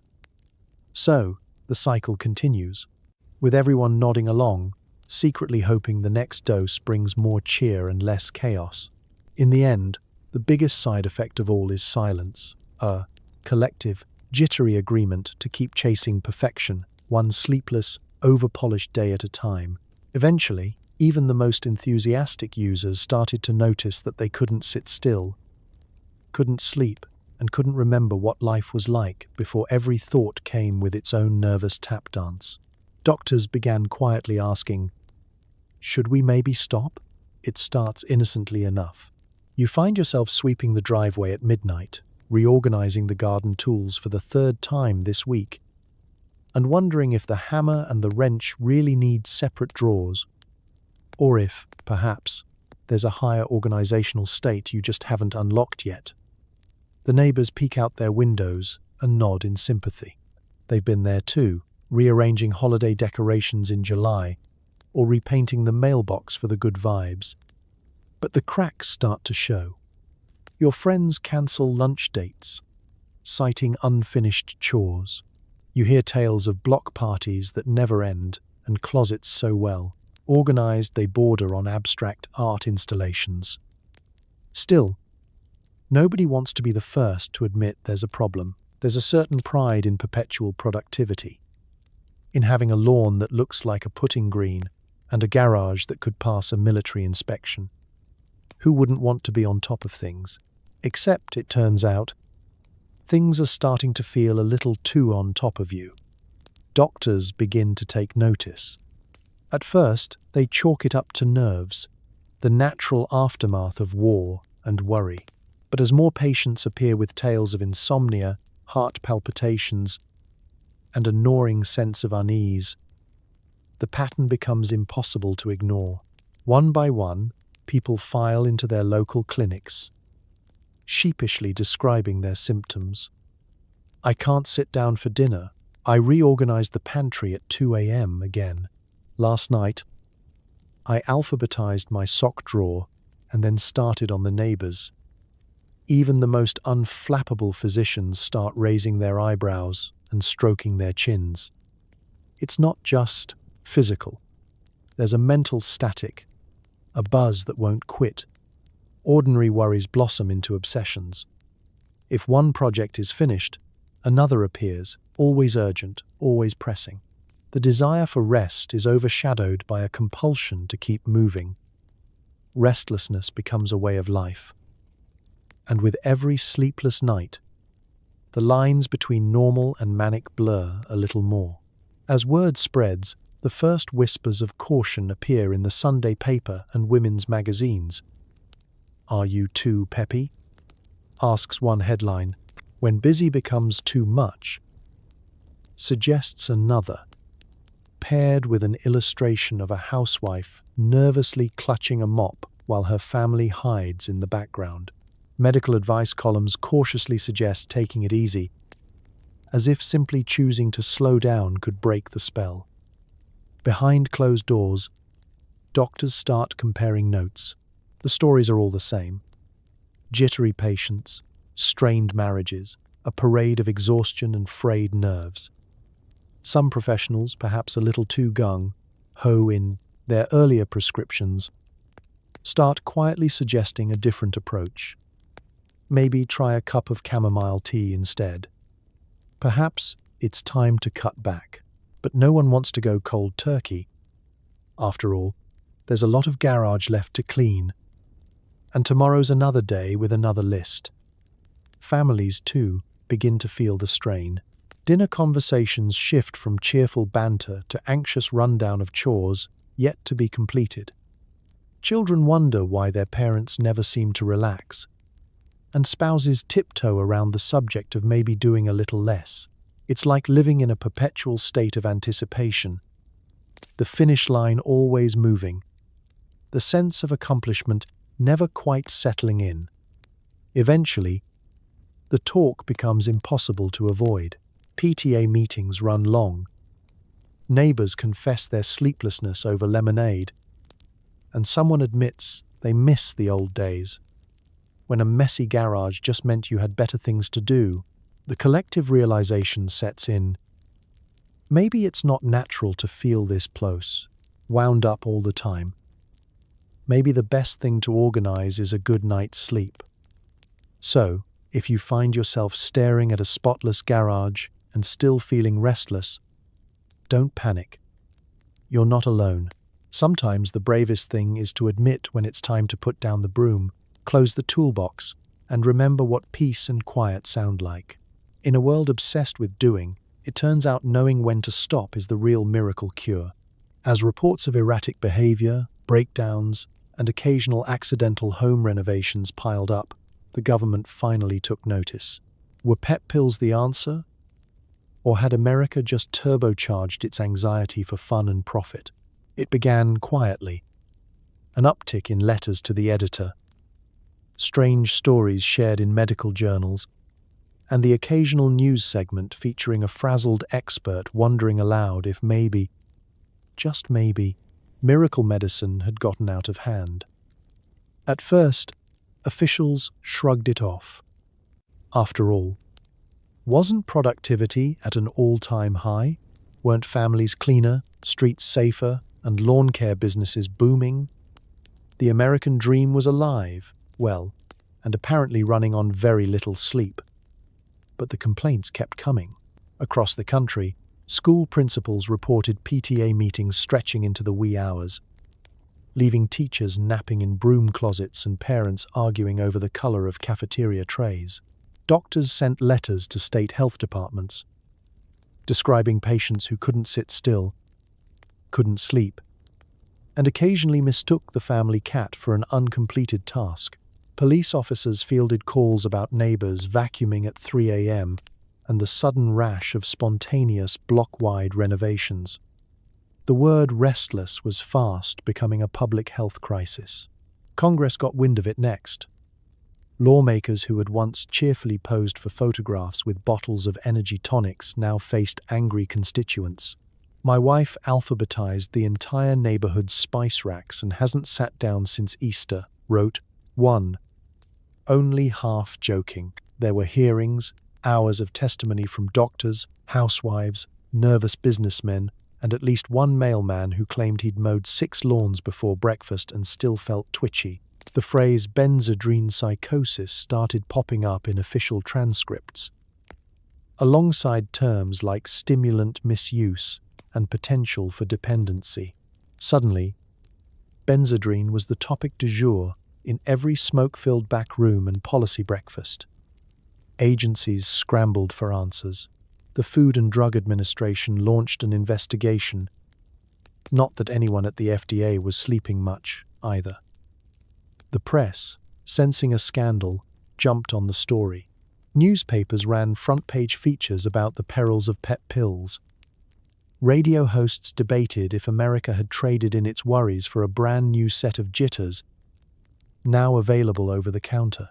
Doctors' offices filled with the newly concerned, where once a little restlessness was shrugged off as a side effect of modern life. Now it was a warning sign. Clinics set up new intake forms with questions like, "Do you feel compelled to reorganize your sock drawer at midnight? And have you experienced a sudden urge to repaint your neighbor's porch?" The answers were less amusing than anyone hoped. For the first time, public health campaigns urged moderation. Posters appeared in pharmacies. More isn't always better. Ask your doctor before using Benzedrine. Public service announcements on the radio, delivered with the same cheerful voice as toothpaste ads, warned against overuse of household energy aids. There was talk of regulation, new limits, even the unthinkable, requiring an actual prescription for PEP. In the halls of government, the panic was palpable. Lawmakers debated legislation, and pharmaceutical companies began discreetly distancing themselves from their own miracle products. Used responsibly, the fine print grew longer, and the font got smaller. Researchers raced to find a safe alternative, something to take the edge off, America's new edge. But the genie was out of the bottle, and by now he'd alphabetized every wish in the book. As the government tightened controls, Benzedrine's popularity took a different turn. People whispered about underground sources, swapped tips for hoarding, and wrote letters to relatives overseas, just in case European pet pills were less frowned upon. The market didn't disappear. It simply slipped into the shadows. Of course, not everyone wanted to quit. For every anxious mother or insomniac office worker ready to give up their tube, there was a neighbor with a suspiciously clean driveway, insisting things were fine. The Great Pepil Panic became a national case study in unintended consequences. Sleep, once an afterthought, was suddenly the most coveted commodity in town. So next time you see a government warning and think they're overreacting, just remember, once upon a time, America thought anxiety could be solved with a shiny little pill, and it took a national panic to finally read the fine print. The 1940s silver screen was glitzier than ever, and it's no coincidence that movie stars looked suspiciously energetic at all hours. Was it natural charisma, or a secret stash of Benzedrine in the dressing room? Picture it, the golden age of Hollywood. Studio lights blazed, costumes sparkled, and directors barked orders with the urgency of men who hadn't slept since talkies were invented. Every leading lady had impossibly bright eyes, Every leading man was impossibly sharp-jawed and wide awake. The red carpets were rolled out for endless premieres, parties, and publicity stunts, each one glossier and more manic than the last. It wasn't just talent on display, it was stamina. Backstage, things were even busier. Extras practiced dance routines on repeat. Chorus lines rehearsed tap numbers late into the night. And studio secretaries typed so fast you'd think their typewriters had a turbo setting. It's not that the work was easy. Making a film in the 40s meant endless retakes, brutal production schedules, and a strict studio system that expected stars to sparkle at all hours, no matter how many times they had to redo the same scene. In the face of exhaustion, there was a simple solution: Benzedrine. Word spread quickly among the Hollywood elite. Why risk puffy eyes and sluggish performances when you could pop a pep pill and breeze through a 14-hour shooting day? Suddenly, bottles of Benzedrine appeared alongside foundation and eyeliner, tucked discreetly into vanity drawers. The makeup chair became a two-stop shop, a dab of rouge for color, a little amphetamine for that wide-eyed, tireless glow. On set, the effects were unmistakable. Directors marveled at the newfound energy. Actors delivered snappy dialogue with machine gun precision, and dance numbers got faster, bigger, and bolder. Choreographers could push their dancers through hours of rehearsals, secure in the knowledge that everyone would keep up. Sleep was optional. Enthusiasm was mandatory. Behind the scenes, Benzedrine became Hollywood's worst-kept secret. Assistants whispered about which stars were on the pep, and which producers expected their cast to keep going until we get it right. No excuses. Rumors swirled about movie moguls who ordered crates of Benzedrine for studio lots, handing them out like party favors during the busiest shoots. Even writers joined the trend, churning out script pages late into the night while sipping coffee and staring at their own trembling hands. Of course, the trade papers didn't talk about this. In magazines and newsreels, the message was all glamour: stars who never sleep. The secret to stardom. Boundless energy.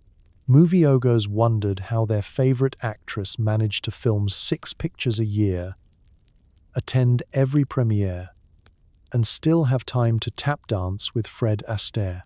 The answer, as it turned out, was a little more pharmaceutical than anyone cared to admit. Even the studios themselves began to notice the downsides. There were mishaps, scenes filmed at breakneck speed, actors forgetting their lines in a caffeinated haze, and the occasional on-set meltdown when the pep wore off. Publicists spun stories about artistic temperament, but a few sharp-eyed columnists began to ask if maybe the magic behind the scenes came with a crash. Meanwhile, at Hollywood parties, the Benzedrine effect was unmistakable. Gone were the languid, smoky gatherings of the pre-war years. Now, parties lasted until sunrise. Conversations ping-ponged around the room. Stars jitterbugged in the foyer. And nobody could remember who started the impromptu game of charades. The energy was infectious. But the aftermath left more than one starlet wondering when, exactly, she last slept in her own bed. As the decade wore on, some in Hollywood began to ask hard questions. Was it sustainable to keep everyone operating at full tilt? Directors grumbled about actors burning out. A few stars quietly stepped away, choosing rest over relentless work. But others kept chasing the next big role and the next little pill. So, the next time you watch a black and white classic and marvel at the energy, the sparkle, and the endless stamina, remember, a lot of dreams and more than a few sleepless nights were fueled by something just a little stronger than ambition. In the Benzedrine boom, Hollywood ran on glamour, guts, and an awful lot of government-grade pep. When the government finally tried to rein in the pep pill party, the underground market blossomed. Suddenly, Shady pharmacists and enterprising teenagers were running a black market business on the side. Pep pills for everyone, if you knew who to ask. Picture it. You're standing behind the local soda fountain, pretending to browse the latest Archie comics. But you're really keeping an eye on the back door of Thompson's pharmacy. The lights inside are dim, the closed sign is hung crooked, and Mr. Thompson himself is nowhere to be seen. Meanwhile, Jimmy from the high school football team slips out the side door, hands buried deep in his pockets, eyes darting left and right. You exchange a knowing nod. The new handshake of the Benzedrine underground. It all started so innocently. A few regulars ask their pharmacists to fill the old prescription, "Doc, you know the one," a little more often than seemed strictly necessary. When the pharmacy shelves started running low and the government tightened regulations, word spread quickly. "I know a guy." There's always a guy. And now every town had one, or five. The local hardware clerk, the soda jerk, the dry cleaner's cousin who knows his way around a medicine cabinet, all ready to make a trade. Cash was good, but so were cigarettes, gas stamps, and even a couple of new bicycle tires, if you were in a pinch. Pharmacists who once smiled politely and handed out Benzedrine-like breath mints suddenly developed a mysterious back room for special customers. If you said the right phrase, "Feeling a little tired, Doc," you'd be led behind the counter, where the real business was done. Tins of mints, jars of cough drops, and, if you were lucky, a little paper envelope slipped discreetly into your coat pocket. Need something stronger? Ask after hours. There was always someone sweeping up at midnight. But the real entrepreneurs were the teenagers. High schoolers who'd heard their parents rave about pep pills saw an opportunity. They pooled lunch money, forged prescriptions, and swapped secrets in the shadowy corners of the gymnasium. One kid managed to supply half the football team before he was caught selling study aids out of his locker. Another earned the nickname Pepper for the way he could produce a Benzedrine inhaler faster than you could say final exams. Teachers scratched their heads at a sudden spike in test scores and a matching spike in students who couldn't stop tapping their pencils. It wasn't just a city problem, either. Small towns and big cities alike became hubs for this new, jittery black market. Rumors swirled about housewives trading baked goods for a month's supply, or businessmen slipping 20s under the table at the barber shop. There were even whispers of entire PTA meetings run on bootleg Benzedrine, fundraisers, but with a secret agenda. Don't tell the principal, but became the first line of 100 illicit deals. Authorities tried to keep up. There were sting operations, pharmacy audits, and stern warnings in the local papers. But for every crackdown, 2 more connections popped up, like dandelions in a very energetic yard. The Benzedrine market thrived on secrecy, speed, and a shared understanding that nobody really wanted to go back to the days of boredom, naps, and unpolished floors. Of course, there were casualties. More than a few folks overdid it, discovering the hard way that too much pep meant days without sleep and nights spent alphabetizing the pantry for the 4th time. There were quiet interventions and not-so-quiet lectures from worried relatives. Some people got out while they could, others doubled down, chasing the next rush. So next time you hear about a black market and think it's all fedoras and shadowy alleys, remember the Benzedrine underground. A world of PTA moms, soda jerks, ambitious teens, and pharmacists who just couldn't say no. All it took was a whisper, a wink, and a willingness to blur the lines between what was legal and what was absolutely positively necessary to keep the party going. Because when pep goes rogue, the neighborhood never sleeps, and neither does anyone else. All parties must end. When the country started to realize that perhaps sleep was, in fact, a vital human need, a great collective crash followed. America discovered the joys of exhaustion, crankiness, and a sudden, passionate love for napping. Picture it. One day you're scrubbing the grout with a toothbrush at 2 a.m., planning your fourth garage reorganization of the week. And the next, you wake up face down in a pile of alphabetized receipts, unsure what year it is or how many closets you cleaned. That's when it hit. Individually at first, then as a tidal wave. The Great Crash wasn't just about tiredness. It was an entire country coming down from a multi-year, government-sanctioned energy bender. You felt it everywhere. At work, the clatter of typewriters slowed.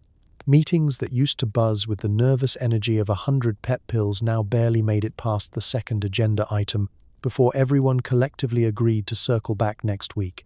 Offices that had once gleamed under relentless fluorescent light became havens for mid-afternoon head-bobbing and yawns that could shake the ceiling tiles. At home, the changes were even more dramatic. Housewives who had once prided themselves on spotless baseboards now stared at a speck of dust and thought, that can wait. Kids tiptoed around bleary-eyed parents, unsure whether to ask for help with homework or just let mom nap in the laundry basket. The family dog, for once, looked well-rested compared to the rest of the household. Everywhere, routines ground to a halt. The can-do attitude became a can-I-lie-down attitude. Neighborhoods that used to compete for the greenest lawn now bonded over who could take the longest nap without being interrupted by a block party or an over-enthusiastic mailman. PTA meetings were shorter, quieter, and, mercifully, lacked subcommittees on driveway waxing. The mood changed, too. Where once there was a forced, toothy optimism, now there was a kind of honest crankiness. America had rediscovered the power of saying, "Not today." When the neighbor suggested repainting the picket fences again, the collective response was, "How about next year?" Sales of blackout curtains soared, and a new breed of self-help book hit the shelves. Embrace your inner couch potato, the power of saying no, and the ever-popular How to Get 8 Hours of Sleep and Still Have Friends. Physically, the change was unmistakable. The jitters faded, replaced by yawns, and a deep, bone-level exhaustion that no amount of coffee could touch. People realized that the pep was just borrowed energy, and the bill had finally come due. Doctors' offices filled with patients reporting fatigue, mood swings, and a previously forgotten feeling called hunger. Pharmacists, once dealers of infinite optimism, now nodded sagely and prescribed rest, hydration, and moderation. The culture shifted. Where Benzedrine had once been a status symbol, proof that you were doing, achieving, cleaning, now it was a punchline. Old ads for miracle energy were met with knowing groans. Families hung "Do Not Disturb" signs on bedroom doors. A new etiquette was born. Don't call after 9 p.m., don't vacuum before noon, and don't expect anyone to alphabetize anything ever again. Of course, some folks struggled with the change. The memory of sleepless productivity lingered. There were still nights when the urge to reorganize the pantry struck. But now, more often than not, it was met with a weary shrug and a decision to finish tomorrow or the next day. So, as America finally lay down, pulled the covers over its collective head, and sighed, it learned something the hard way. Sometimes, the most productive thing you can do is absolutely nothing. The crash was real, but so was the relief. At long last, sleep was in again, and for the first time in years, nobody felt guilty about a good, long nap. What goes up must come down, and as Benzedrine's reputation tanked, so did its social acceptability. Now, Anyone still using pep pills was whispered about in the produce aisle and eyed suspiciously by the local librarian. The culture shift was immediate and brutal. It started in whispers, the way all good moral panics do. Overnight, pep pills went from miracle cure to social curse. The same neighbors who used to boast about getting their lawns trimmed and their closets alphabetized now clutched their pearls at the mere mention of Benzedrine. The PTA, once fueled by extra energy, was now staging hushed interventions. "Did you hear about Doris? I heard she's still taking them." At her age, nothing brings a community together like the slow, delicious unraveling of someone else's self-control. The gossip wasn't limited to block parties and beauty salons. Local newspapers ran stories warning of pep pill perils, complete with illustrations of wild-eyed housewives and bugged-out businessmen. "A threat to the American family?" asked one headline. "Are pep pill users safe to babysit your kids?" wondered another. Even the grocery store became a minefield of judgment. If you looked the slightest bit chipper in the baking aisle, you'd catch side-eye from Mrs. Hargrove, who'd once organized midnight bake sales, but now radiated an air of decaf sanctimony. Kids learned fast.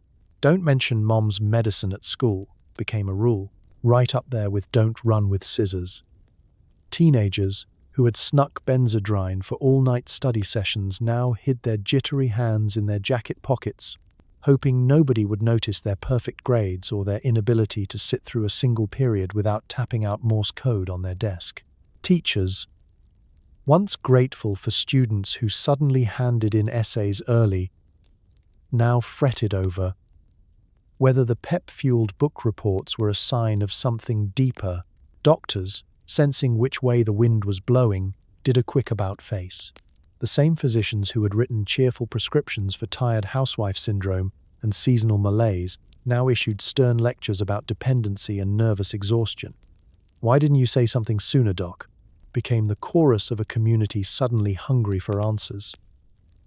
Pharmacies that once displayed Benzedrine behind the counter now tucked it away like it was nuclear waste. If you were still using, it felt like the walls were closing in. You couldn't ask for your prescription refill without a raised eyebrow and a note in your file. "For emergencies only," muttered the pharmacist, sliding the little tube across the counter with all the warmth of a tax auditor. Even spouses turned cautious. If you so much as mentioned feeling tired, your partner might squint and ask, "Are you sure you're not back on the pills?" The shaming was relentless, but the fear ran deeper. What would people think if they knew? Would your friends stop inviting you to bridge night? Would your children be banned from sleepovers? Rumors grew wilder with every retelling. So-and-so went mad. Someone else reorganized their kitchen and never stopped. The lines between cautionary tale and urban legend blurred until everyone knew someone who'd gone too far. There was a sad irony in all of this. The same society that once pushed you to keep up, be busier, cleaner, more cheerful, more productive, now demanded you slam on the brakes, but offered no sympathy for the crash. The collective guilt was palpable, but nobody dared talk about it directly. Instead, people became experts at pretending. If you were still struggling, the only acceptable answer was, "I'm fine, just a little tired these days." Sleep became a symbol of virtue. Idleness, once a sin, was suddenly chic. By the time the panic finally subsided, the damage was done. The community had found a new outgroup, a fresh excuse to whisper and judge, and beneath all the public shaming, there was a lingering unease. If we're not taking pep pills anymore, why do we still feel so tired? Why is nobody really happy, no matter how much they nap? Thus ended the era of Benzedrine, the miracle, the menace, and finally, the scapegoat. The pills were gone, but the gossip machine just kept humming, louder than ever, ready for the next thing to love, hate, and fear in equal measure. Benzedrine may have faded, but its spirit lived on in every future diet, pill, study aid, and turbocharged beverage. Did we learn our lesson? Or are we just one good marketing campaign away from another nationwide sleepless decade? The end of the Benzedrine era wasn't so much a final curtain as a sly costume change. The bottles disappeared from pharmacy shelves, but the dream never died. It just rebranded. By the time the 1950s rolled around, Americans were once again looking for the next shortcut to energy, thinness, focus, and a calendar packed to the margins. The urge to be tireless wasn't defeated. It was simply waiting for its next spokesperson. Enter the golden age of vitamin pills, diet tablets, and a parade of new products with suspiciously familiar promises. Pharmaceutical companies learned their lesson. All right, don't call it speed, call it a natural supplement. Slap a celebrity on the label. Sprinkle in some buzzwords about metabolism, brain power, and productivity. Suddenly, the same country that once shamed pep pill users was sipping diet shakes, downing no crash, energy shots, and popping mysterious capsules at the office before a big presentation. Meanwhile, the cycle kept turning. Parents who once frowned on Benzedrine became quietly grateful when little Timmy's focus pills helped him breeze through his spelling tests. College students discovered study aids that sounded a lot like the miracle pills their grandparents once hid in their medicine cabinets. Housewives and executives alike grabbed energy drinks from checkout displays. Because who could risk feeling tired, even for a second, in a world that keeps speeding up? The marketing machine only grew savvier. New slogans echoed the old ones. Unleash your potential. Be your best self. Power through the day. Commercials featured impossibly energetic people jogging before sunrise, running board meetings, and returning home to do it all again, with a wink and a grin. Side effects, of course, were still in the fine print, somewhere between not evaluated by the FDA and results may vary. Even pop culture played its part. Films and TV shows celebrated the overachiever, the always-on, always-awake, effortlessly energetic hero. The idea that rest was for the weak didn't just linger, it flourished. Burnout was rebranded as hustle. Exhaustion became a punchline. Sleep when you're dead, everyone joked. But nobody was really laughing, at least not after their third can of sugar-free turbo juice. Science and medicine continued to chase the magic formula. Each decade brought a new wave of pills, powders, and patches. Doctors cautioned moderation, but the old temptations were always close by. New names, new ingredients, but the same basic deal. Trade tomorrow's sleep for today's productivity. People justified it with the language of progress, ambition, and self-improvement, ignoring the fact that history was repeating itself with a slightly different font. Somewhere in the background, the ghosts of Benzedrine-era marketers must have smiled. The lesson wasn't that humans need rest, or that chasing perfection comes at a cost. The real lesson was that if you package sleeplessness as success and sell it with a pretty bow, someone will always buy it. So, have we really learned? Or are we all just one clever jingle away from the next big craze? The legacy of PEP isn't just in medicine cabinets. It's in every workplace that rewards overtime, every ad that shames you for yawning, every productivity hack that promises you can get by on less. We tell ourselves we're smarter now, that we'd never fall for that again. But history, like your neighbor's garage, just keeps repeating itself. So tonight, as you reach for your third coffee or focus shot, maybe take a moment to thank Benzedrine, not just for the sleepless nights, but for the reminder that sometimes the hardest lesson to learn is the one we keep ignoring. And if the next big thing sounds suspiciously like the last big thing, don't say you weren't warned. As the Benzedrine era limped to a deigned close, One thing became clear. America had collectively forgotten how to sleep. So tonight, as you curl up in your modern bed, maybe take a moment to appreciate the magic of sleep, the luxury of boredom, and the gentle thrill of doing absolutely nothing at all. It's the end of another jittery day in 1945. The sun has set, the chores are done, for now, and the neighborhood is quieter than it's been in years. But as you lie down, you realize your body is buzzing with the faint echo of 1,000 unfinished tasks. Your hands twitch, your mind races, and you stare at the ceiling, wide awake and wondering what on earth people used to do before there were endless lists to finish and closets to organize. Somewhere in the distance, you hear a neighbor clattering in their garage. Restlessness is contagious, and sleep has become a national puzzle nobody can quite solve. The house is still, but your thoughts are louder than ever. You try the old remedies: warm milk, counting sheep, reading last year's Farmer's Almanac for the 5th time. But your brain, used to running in overdrive, isn't interested in slowing down. You remember the promise of those little white pills: energy, clarity, motivation. Now, all you want is a good night's rest, but your body seems to have lost the instructions. The clock ticks on.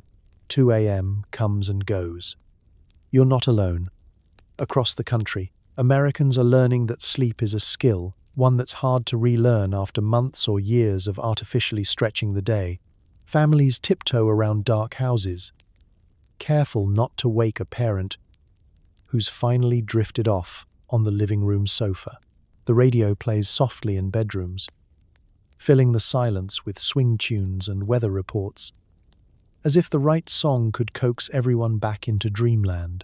Doctors offer gentle advice: no more pep pills, less coffee after noon, maybe a hot bath before bed. Try to unwind, they say, as if winding down was something you could schedule between the dishes and reorganizing the pantry. Housewives compare sleep remedies at the grocery store. Have you tried warm milk? A boring book? Counting backwards from 500? The best answer anyone has is, maybe just give it time. Kids, once turbocharged and tireless, now fall asleep mid-sentence, snoring quietly at the kitchen table with crayon in hand. Even the pets, whose only real hobby has ever been napping, seem slightly bewildered by how much time their humans are suddenly spending horizontal. The dog gets walked less, but petted more. The cat curls up on your pillow and dares you to try and move her. There's a slow cultural shift. Bedtime stories become important again. Families rediscover the joy of quiet evenings, card games, crossword puzzles, sitting on the porch with nothing to do but listen to the crickets and watch the world wind down. Rest starts to feel less like laziness and more like a necessary luxury. You might have trouble drifting off tonight, and that's okay. If you're lying awake, remember that your ancestors did too, though maybe with fewer pep pills and more gentle resignation. With every passing night, the world remembers how to rest. Sleep becomes something to strive for, not an inconvenience to outwit. Each yawn is a tiny victory, each dream a hard-won reward. So as you sink into your bed, let yourself exhale. The chores can wait. The world will keep spinning. The great Benzedrine experiment is over, and sleep, sweet, undisturbed, ordinary sleep, is back in style. May your dreams be quiet, your bed be warm, and your morning free of the urge to alphabetize anything at all. Good night, sweet insomniac. Tomorrow is another day, but for now do absolutely nothing. You've earned it. It's a sleepy Thursday morning. If sleepy means your mailman has already jogged down the street, delivered your letters, circled back to check if you've got any outgoing, and is now reorganizing the community bulletin board by color and font. In 1945, Even the US Postal Service wasn't immune to a bit of pharmaceutical pep. With Benzedrine in their pockets and nothing but time, and possibly mild paranoia, on their side, post-war mail carriers set new records in efficiency, neighborly meddling, and unsolicited lawn advice. The phrase, "the mail never stops," suddenly felt like less of a motto, more of a national warning. You wake up to the sound of someone whistling outside your window, your mailman, already on his second lap of the block.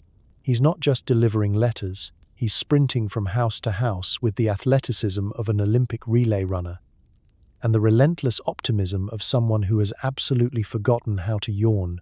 By the time you've had your coffee, he's dropped off the mail, returned to retrieve an outgoing letter you forgot to put out, and kindly mowed half your lawn. There's a new kind of energy on the street, and nobody knows where it will strike next. Step outside, and you'll see it everywhere. The mailbox flags stand at attention, freshly oiled and gleaming. The neighborhood cats give the postman a wide berth, well aware that he's likely to offer unsolicited advice on cat enrichment and possibly repaint your porch if left unsupervised. You ask how his morning is going. He grins, offers you a firm handshake, and describes, at breakneck speed, how he's managed to cut 15 minutes off his usual route.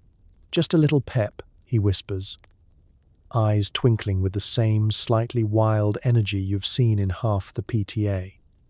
The post office itself is a hive of activity. Clerks file and sort with military precision. Package piles vanish before you can say, "express delivery."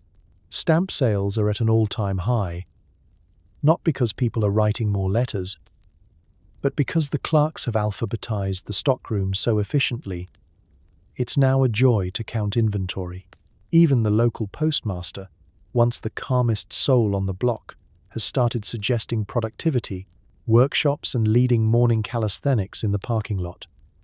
Who needs coffee breaks when you've got Benzedrine and a cart full of parcels? Of course, the pep isn't limited to professional duties. The mailman has become the neighborhood's unofficial fixer. Broken fence? He'll spot it on his route and offer to patch it up during lunch. Community event coming up? He's the first to post color-coded flyers, organize the bake sale sign-up sheet, and recruit volunteers. Sometimes whether you asked or not. The town gossip is delivered with the same efficiency as the daily circulars, and he never forgets a birthday or an overdue library book. It's a postal service with benefits and boundary issues. It's not all sunshine and postmarks, though. Sometimes the mailman's enthusiasm gets the better of him. Neighbors have reported their lawns being mowed in creative patterns, flower beds rearranged for optimal curb appeal, and once the church bulletin accidentally delivered to the local diner's jukebox. "Can't slow down now," he laughs, already halfway down the block, 3 steps ahead of everyone and a full week ahead on his holiday deliveries. Other towns aren't much different. Across America, stories circulate about mailmen turning into community legends, organizing softball games, repainting park benches, and setting records for fastest certified delivery while reciting the alphabet backwards. The post office even considered creating a Benzedrine league for their most motivated employees, but quickly realized nobody had the patience to attend the meetings. Looking back, it's hard to say what came first, the relentless American work ethic or the little tube that turbocharged it. But for a while, your local mailman wasn't just the person who brought you bills and birthday cards. He was the living embodiment of the nation's newfound, jittery optimism. And if you ever wondered why your mailbox suddenly had 3 coats of fresh paint, well, blame it on the pep. The mail never stops. And apparently, neither does anyone else. You've just swallowed your morning Benzedrine to get through the day, but by midnight, your body is vibrating like a washing machine on a bumpy floor. Enter the next great American solution: downers. Doctors, undeterred by logic, began pairing uppers with downers. a pharmacological tug-of-war that meant you'd spend the day organizing your sock drawer alphabetically, and the night wondering why your dreams all smell faintly of lavender and regret. It was the golden age of self-medication, where the answer to every problem was, "Have you tried mixing these?" The process went something like this. You start your day with a bright, shiny pep pill. Suddenly, you're unstoppable. You race through chores, work, and errands. Maybe even alphabetize your neighbor's spice rack for good measure. By afternoon, you're feeling slightly jittery, but undeniably accomplished. Come evening, however, you're left with the kind of energy that refuses to turn off. Your mind replaying tomorrow's to-do list, and your limbs twitching to the beat of their own drum. This is where America's next pharmaceutical revolution begins. As the clock strikes 10, and the neighborhood is still buzzing, you wander back to the medicine cabinet, hoping for something, anything, that will help you finally wind down. Enter the sedatives, barbiturates, tranquilizers, and sleeping powders that promised sweet, instant oblivion. If Benzedrine was the friendly rocket fuel that sent your brain into orbit, then these new sleep aids were the parachute meant to bring you gently back to Earth. Doctors wrote prescriptions with the flourish of a maestro conducting a symphony of contradiction. Having trouble sleeping? Here's a little something to take the edge off. It didn't matter if you'd just spent the day sprinting through the house like a caffeinated border collie. There was a pill for that. Uppers for the day, downers for the night, became the unofficial motto of a generation determined to have it all. Boundless daytime energy and a full 8 hours of restful sleep, even if their internal chemistry started to resemble a washing machine full of loose marbles. Before long, everyone was getting in on the action. The neighbor who used to nap at noon now hosted midnight book clubs, fueled by a breakfast of Benzedrine and a bedtime snack of Seconal. Housewives compared notes in the grocery line. Do you take yours with warm milk or straight up? Oh, I chase mine with chamomile tea. Helps take the edge off the edge. Even the family dog seemed more relaxed, possibly from the ambient cloud of lavender-scented sleep sprays. Of course, the side effects of this chemical balancing act began to creep in. People woke up groggy, stumbled through the morning until their pep pill kicked in, then crashed again as soon as the sedative wore off. Doctors fielded calls from patients describing bizarre dreams, reorganizing the garage while being chased by talking vacuum cleaners, or finding themselves in a never-ending PTA meeting run by the Sandman himself. The solution, predictably, was more pills. Pharmaceutical companies caught on quickly, marketing new combo packs for the busy modern American. Alert by day, restful by night, chirped the ads, featuring suspiciously wide-eyed families grinning at breakfast and sleeping like angels by bedtime. The fine print, naturally, was longer than the directions for assembling a bunk bed, and at least as confusing. By the late 1940s, self-medication was a way of life. Friends traded tips on the best brands, the gentlest come down, and which doctor wouldn't ask too many questions. The medicine cabinet, once home to bandages and aspirin, now resembled a small, unregulated pharmacy. You started to wonder if you should keep a logbook, or maybe just accept that insomnia was the new normal. Looking back, the era's greatest irony wasn't just in the pills, but in the faith that every problem had a chemical solution. If you were tired, speed up. If you couldn't sleep, slow down. Never mind the fact that you were now a walking, talking experiment in Newton's third law of medication. For every action there was an equal and opposite reaction, and usually a prescription to match. So, as you lie in bed tonight, counting sheep and side effects, just remember, America once tried to engineer the perfect day and night with nothing but optimism, a handful of pills, and the questionable advice of a doctor who probably hadn't slept either. And if your dreams smell a little like lavender and regret, well, at least you're dreaming. So, here we are, drifting to the end of another slightly unhinged trip through history. You've survived a day in 1945 America, the only country where your neighbor might organize your pantry, mow your lawn, and repaint your garage, all before breakfast, thanks to a pocketful of Benzedrine and the post-war optimism of a caffeinated squirrel. Let's take a quiet moment to honor the true resilience of people in that era. Not just for surviving world wars or rationing, but for making it through a decade when insomnia was practically a patriotic duty, and the family dog was probably the only one in the house who got any real sleep. There's something darkly inspiring about a nation that tried to out-hustle exhaustion with nothing but hope, amphetamines, and a suspiciously cheerful postal worker.